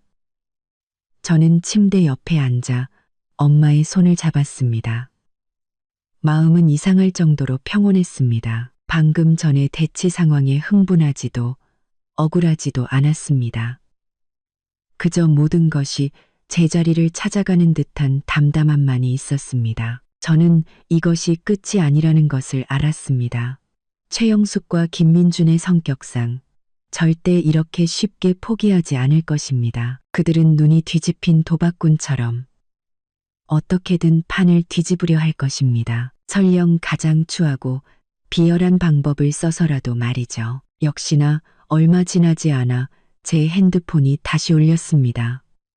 이번에는 낯선 번호가 아니라 간호사실에서 온 전화였습니다. 간호사의 목소리에는 난처함과 동정이 섞여 있었습니다. 박서윤님, 그 두 분, 시어머니랑 남편분이 안 가고 병원 정문 앞에 무릎 꿇고 있어요.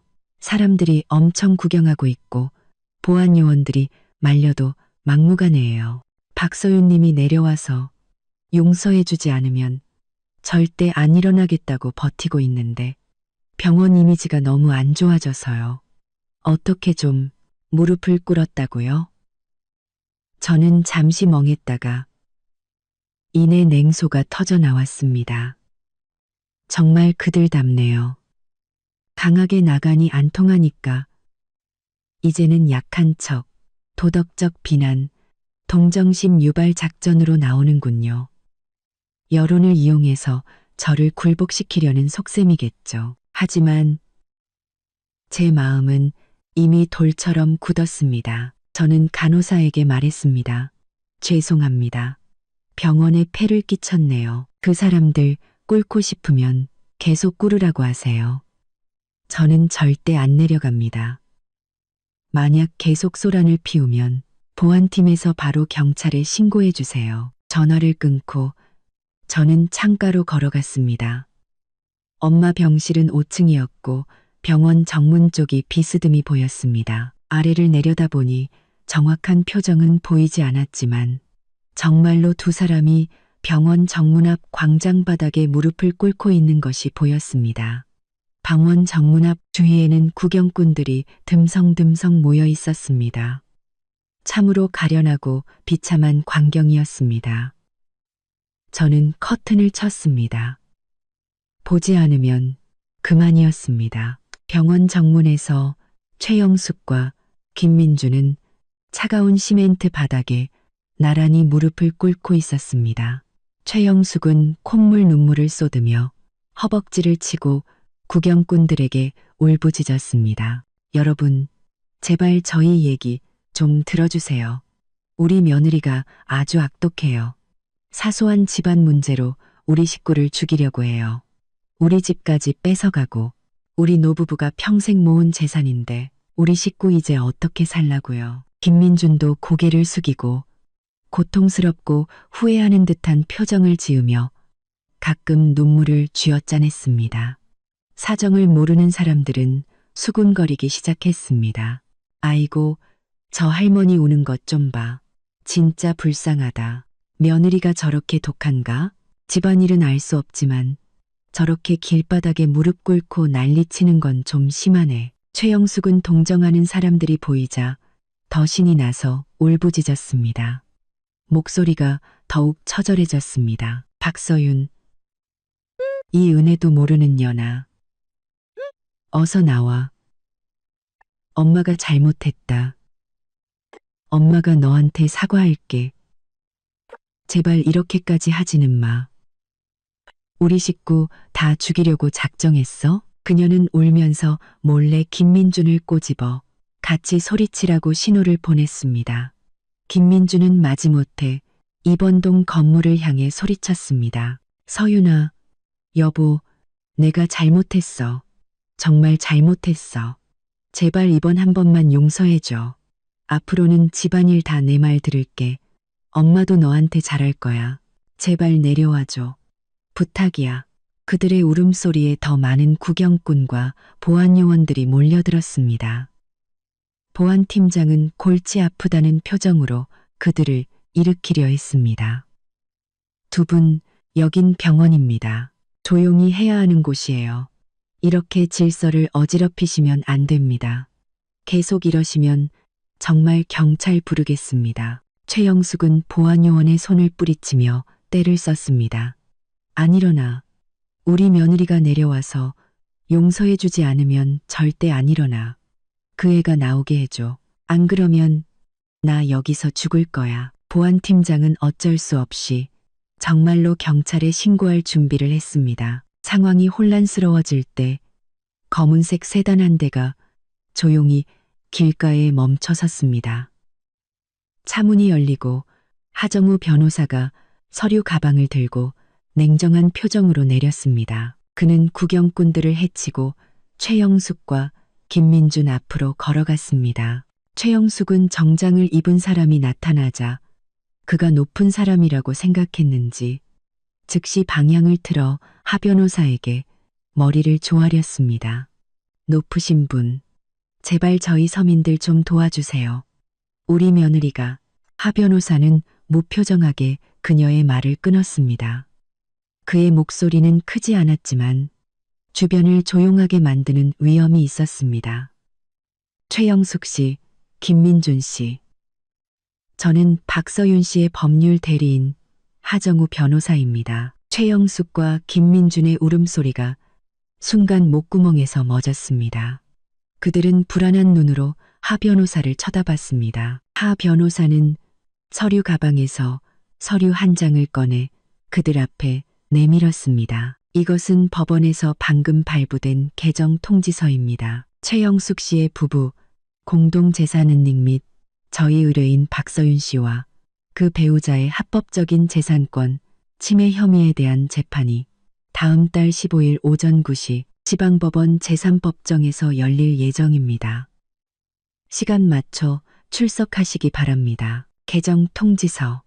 최영숙은 그 종이를 보고 마치 염라대왕의 부름을 받은 것처럼 온몸을 떨며 얼굴이 새하얗게 질렸습니다. 하 변호사는 차갑게 말을 이었습니다. 또한 두 분의 현재 행위는 병원의 공공질서를 심각하게 방해하고 저희 의뢰인에게 지속적인 괴롭힘을 가하고 있습니다. 이에 저희는 의뢰인을 대리하여 법원에 신변 보호 명령을 신청했습니다. 재판 기간 동안 두 분은 저희 의뢰인과 그 가족, 입원 중인 어머님을 포함하여 반경 500m 이내 접근이 금지됩니다. 금지 명령은 곧 송달될 것이며 만약 위반할 경우 그는 주변의 보안 요원과 구경꾼들을 한번 훑어본 뒤 경찰이 금지 명령에 따라 즉시 강제 조치를 취할 것입니다. 보호 명령, 접근 금지, 강제 조치. 이 단어들은 망치처럼 최영숙과 김민준의 머리를 내리쳤습니다. 그들은 저를 끌어내지도 용서를 구하지도 못하고 오히려 재판 통지서와 접근 금지 명령이라는 최후 통첩을 받게 된 것입니다. 동정심 유발과 무릎 꿇기 작전은 법의 차가운 절차와 강제력 앞에서 너무나 우습고 헛된 것이었습니다. 최영숙은 완전히 넋이 나가 우는 것조차 잊고 바닥에 주저앉았습니다. 김민준도 멍한 표정으로 얼굴에서 핏기가 사라지고 절망적인 잿빛만 남았습니다. 하 변호사는 그들을 더 이상 쳐다보지도 않고 보안팀장에게 고갯짓을 한 뒤 몸을 돌려 차를 타고 떠났습니다.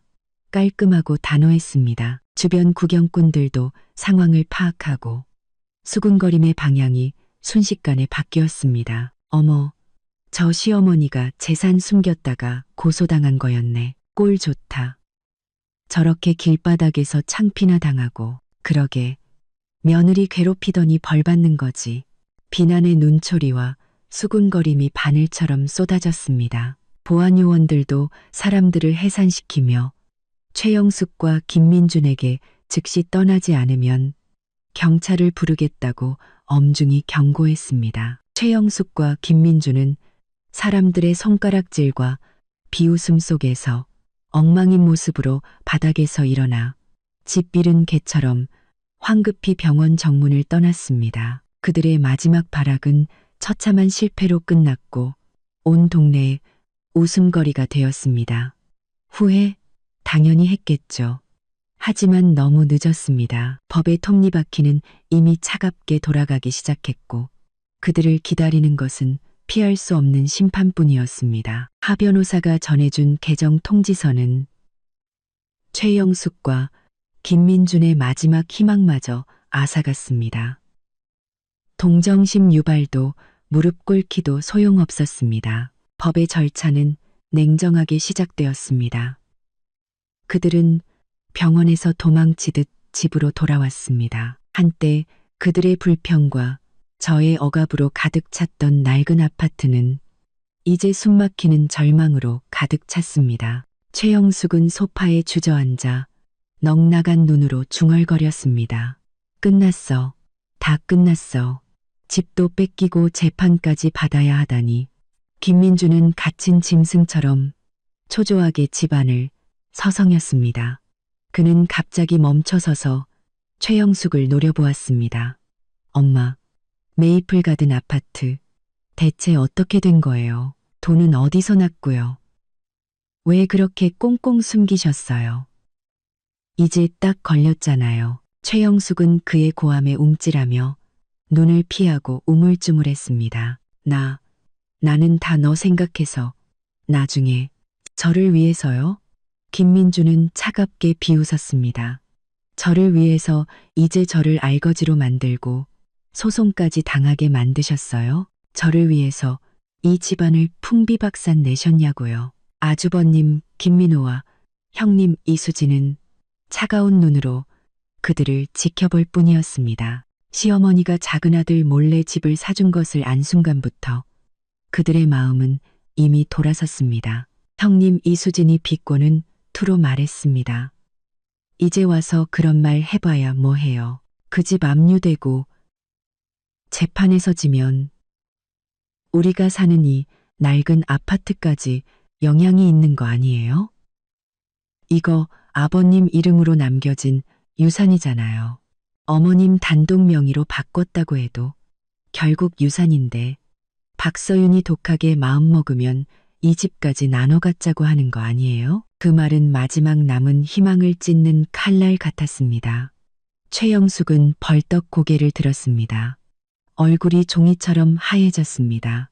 감히 김민준도 멍해졌습니다. 더 큰 공포가 그를 덮쳤습니다. 맞아.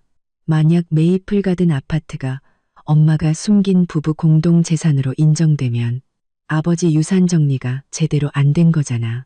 지금 사는 이 낡은 아파트도 결국 아버지 재산이었고 박서윤이 배우자 자격으로 유산 재분할을 요구하면 그는 더 이상 생각하고 싶지 않았습니다. 안 돼. 절대 그렇게 둬선 안 돼. 최영숙은 마지막 구명줄을 잡은 듯 소리쳤습니다. 이 낡은 아파트는 내 거야. 아무도 못 건드려. 하지만 운명의 철퇴는 그들의 공포와 상관없이 내려쳤습니다. 온 가족이 낡은 아파트마저 잃을 수 있다는 공포에 떨고 있을 때 초인종이 울렸습니다. 김민준이 불안한 마음으로 문을 열자 법원 사람들이 아니라 은행 제복을 입은 직원 몇 명이 서 있었습니다. 은행 직원은 신분증과 서류를 내밀며 사무적인 말투로 말했습니다. 안녕하세요. 최영숙 씨 댁 맞습니까? 저희는 XX은행입니다. 최영숙 씨께서 저희 은행에서 받으신 3억 원 대출이 지난달부터 연체되어 여러 차례 독촉에도 불구하고 상환되지 않았습니다. 계약에 따라 저희는 담보물 처분 절차를 공식적으로 시작합니다. 관련 통지서이니 서명해 주십시오. 담보요? 무슨 담보요? 김민주는 멍해져서 통지서를 받아보고 거의 기절할 뻔했습니다. 담보물 목록에는 지금 그들이 살고 있는 이 낡은 아파트 주소가 선명하게 적혀 있었습니다. 최영숙은 소란에 달려나와 통지서를 보고 다리에 힘이 풀려 그대로 바닥에 주저앉았습니다. 은행 직원은 무표정하게 설명을 이어갔습니다. 최영숙 씨는 작년에 이 아파트를 담보로 저희 은행에서 3억 원을 대출받으셨습니다. 대출 목적은 인테리어 및 생활 자금이었으나 저희 조사 결과 해당 자금은 부동산 시장으로 흘러 들어간 것으로 확인되었습니다. 물론 그것과 이번 독촉은 별개의 문제입니다만 조속히 상환하지 않으시면 저희는 법에 따라 강제 집행을 신청하여 담보 부동산을 경매에 넘길 것입니다. 작년에 받은 대출, 부동산 시장으로 유입, 김민주는 즉시 깨달았습니다. 그 돈은 최영숙이 메이플 가든 아파트의 잔금과 인테리어 비용을 충당하기 위해 쓴 것이었습니다. 그녀는 몰래 집을 샀을 뿐만 아니라 지금 사는 낡은 아파트까지 담보로 잡혔던 것입니다. 김민주는 화가 나 온몸을 떨며 바닥에 주저앉은 최영숙을 손가락질했지만 아무 말도 하지 못했습니다. 아주버님 김민호와 형님 이수진도 모든 것을 이해하고 얼굴이 굳었습니다. 결국 지금 그들이 살고 있는 이 보금자리마저 시어머니가 몰래 담보로 잡혀 돈으로 바꿔버렸던 것입니다. 이제 대출금을 갚지 못해 은행이 집을 뺏으러 온 것입니다. 어머니, 이 정신 나간 노인네가 우리가 마지막으로 기댈 곳까지 다 날려버렸잖아요. 형님 이수진이 먼저 폭발하며 최영숙에게 달려들었습니다. 은행 직원들이 황급히 말렸습니다. 진정하십시오. 저희는 절차에 따라 통보하러 온 것뿐입니다. 집안은 다시 아수라장이 되었습니다. 은행 직원들은 통지서를 남기고 혼란 속에서 떠났습니다. 그 후 이틀은 김씨 집안에게 진정한 종말이었습니다. 통지서를 남기고 싶겠고 종말이었습니다. 그 후 이틀은 김씨 집안에게 진정한 종말이었습니다. 은행의 독촉 전화는 끊이지 않았고 법원의 개정 통지서가 집으로 배달되었습니다. 설상가상으로 메이플 가든 세입자는 집이 압류되었다며 매일 전화해서 욕을 하고 보증금을 돌려달라고 난리였습니다. 최영숙은 연이은 충격에 정말로 병이나 침대에 누워 끙끙 앓았지만 아무도 그녀를 돌보지 않았습니다. 사흘째 아침 마지막 순간이 왔습니다.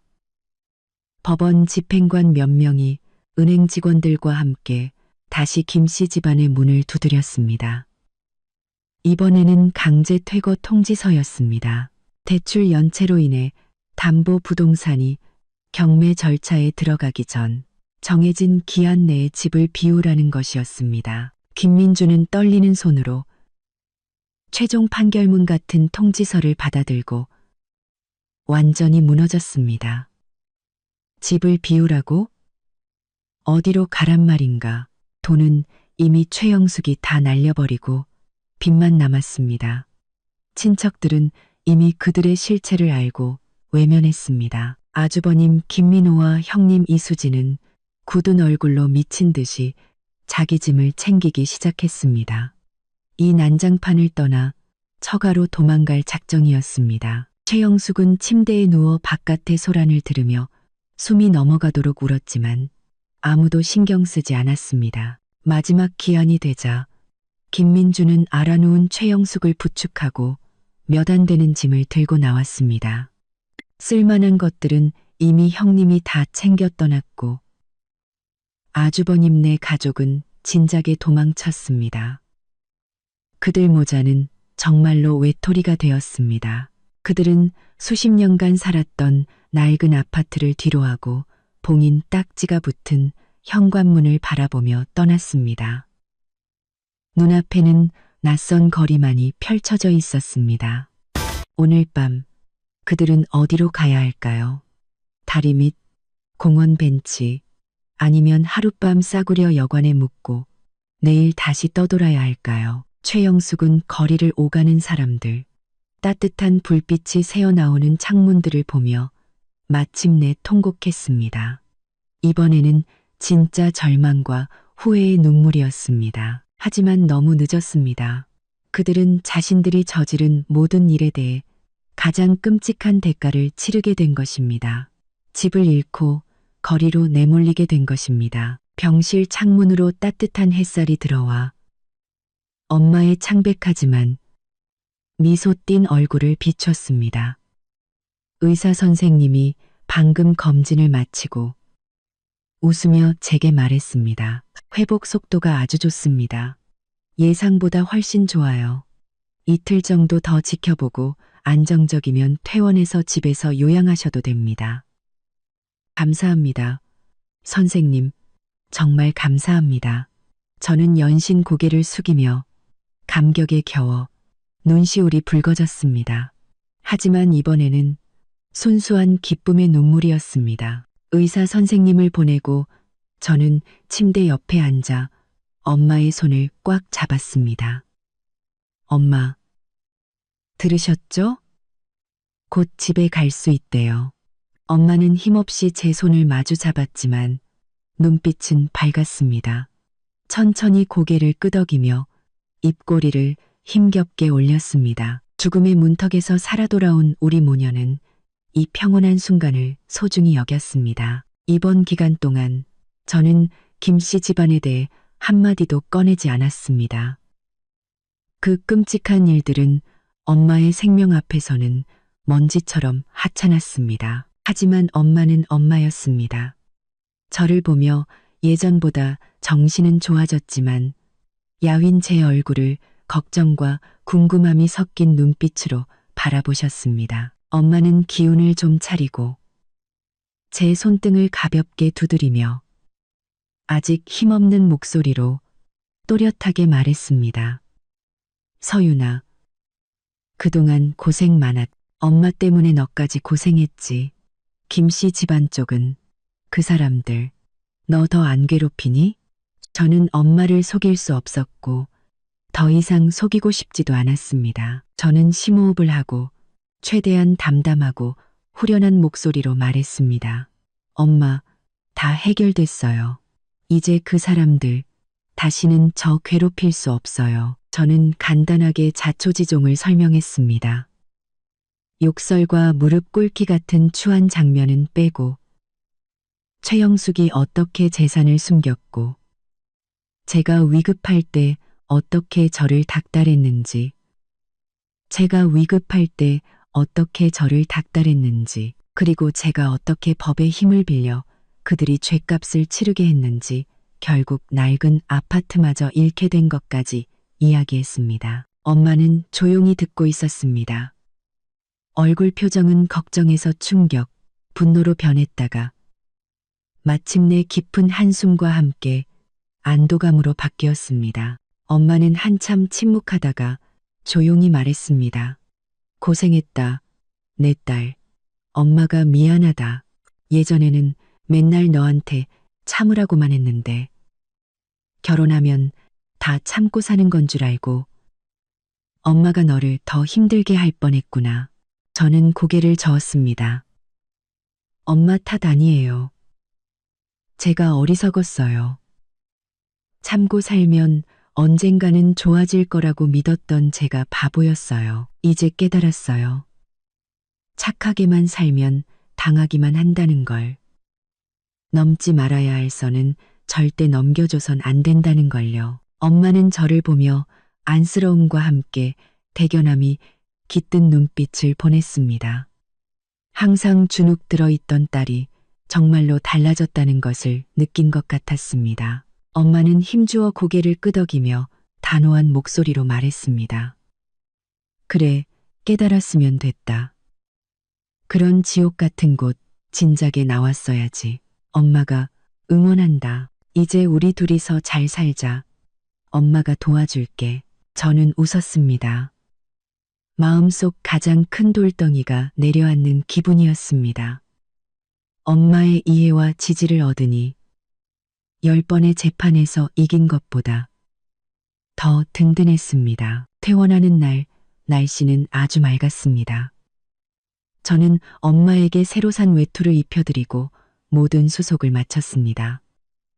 하 변호사님이 일부러 차를 보내주셨습니다. 편안한 차에 앉아 엄마는 창밖 풍경을 보다가 옆에 앉은 저를 보고 문득 말했습니다.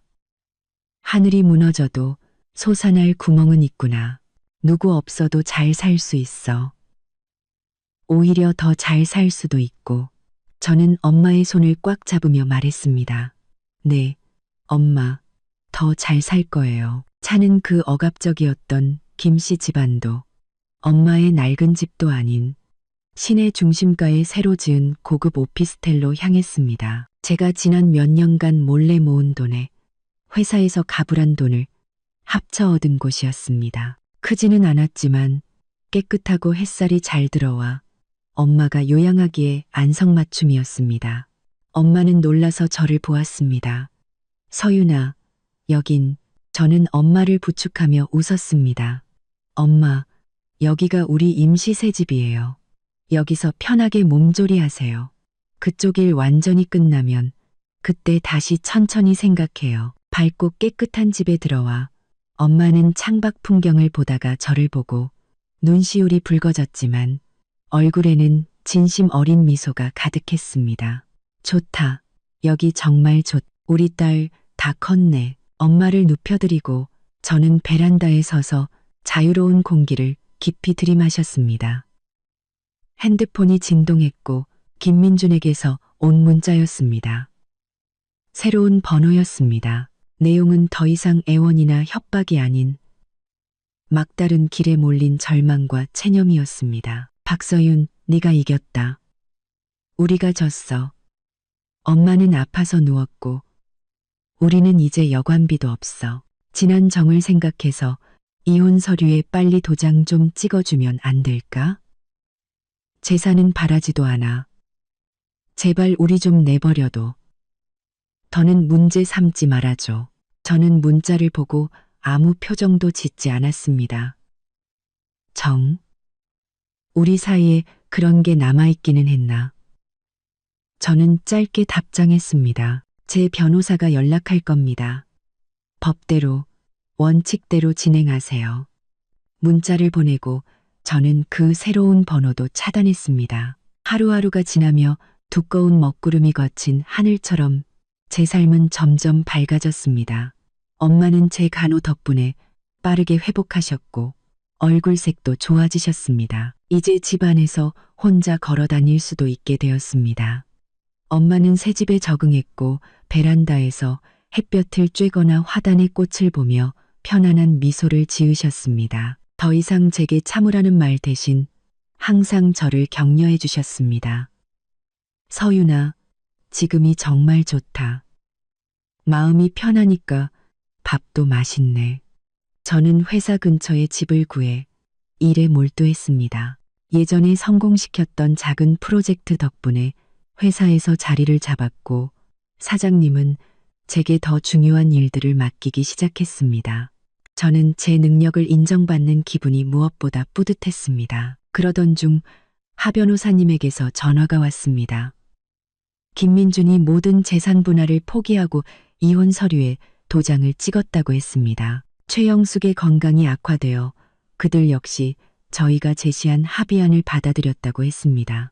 메이플 가든 아파트는 처분되었고 법에 따라 제 몫으로 정해진 금액이 곧 제 통장으로 입금될 것이라고 했습니다. 그 돈은 제게 액수보다 더 큰 의미였습니다. 그 끔찍했던 관계의 완전한 끝, 그리고 제가 받아야 할 것을 되찾았다는 상징이었습니다. 주말에 저는 엄마와 함께 아파트 화단을 산책했습니다. 햇살은 따뜻했고 바람은 상쾌했습니다.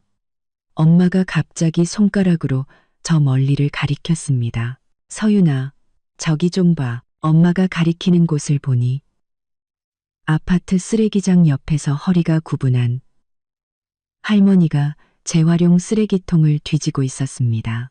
옆에는 낡은 작업복을 입은 남자가 멍한 표정으로 그녀가 꺼낸 폐지를 자루에 담고 있었습니다. 최영숙과 김민준이었습니다. 그들은 병원에서 봤을 때보다 훨씬 더 초라하고 늙어 보였습니다. 저는 아무런 감정도 느끼지 못했습니다. 그들은 길가의 잡초를 보는 것 같았습니다. 그들의 고통은 그들이 자초한 것이고 더 이상 저와는 아무 상관이 없었습니다. 저는 엄마를 모시고 꽃이 만발한 다른 길로 향했습니다. 햇살이 우리의 그림자를 길게 늘어뜨리며 밝고 깨끗한 길 위에 비쳤습니다. 과거의 모든 것은 정말로 과거가 되었습니다. 그 모든 상처와 배신은 저를 더 단단하게 만드는 걸음이 되었습니다. 저의 새로운 삶은 제 손안에 있었습니다. 사랑하는 일, 지켜야 할 가족, 그리고 희망찬 미래가 있었습니다. 스스로 무너지지 않는 한, 앞으로 나아가는 한, 제 삶은 계속해서 더 좋아질 것이라고 믿습니다. 과거의 그림자에 갇혀 사는 그들은 그냥 그 그림자 속에 머물게 놔두면 됩니다. 저는 고개를 들어 꽃향기와 자유의 냄새가 섞인 공기를 깊이 들이마셨습니다. 그리고 엄마를 모시고 희망으로 가득 찬 우리의 미래를 향해 힘차게 나아갔습니다. 여러분, 오늘 이야기는 어떠셨나요? 결혼은 일방적인 희생이 아니라 서로 존중하고 함께 성장하는 것입니다. 만약 어떤 관계가 당신을 힘들게 한다면 당신에게는 그것을 끊어낼 용기와 권리가 있다는 것을 기억하세요. 당신의 행복은 다른 누구도 아닌 당신 자신에게 달려 있습니다. 이야기꾼은 다음에도 흥미로운 이야기로 찾아뵙겠습니다. 감사합니다.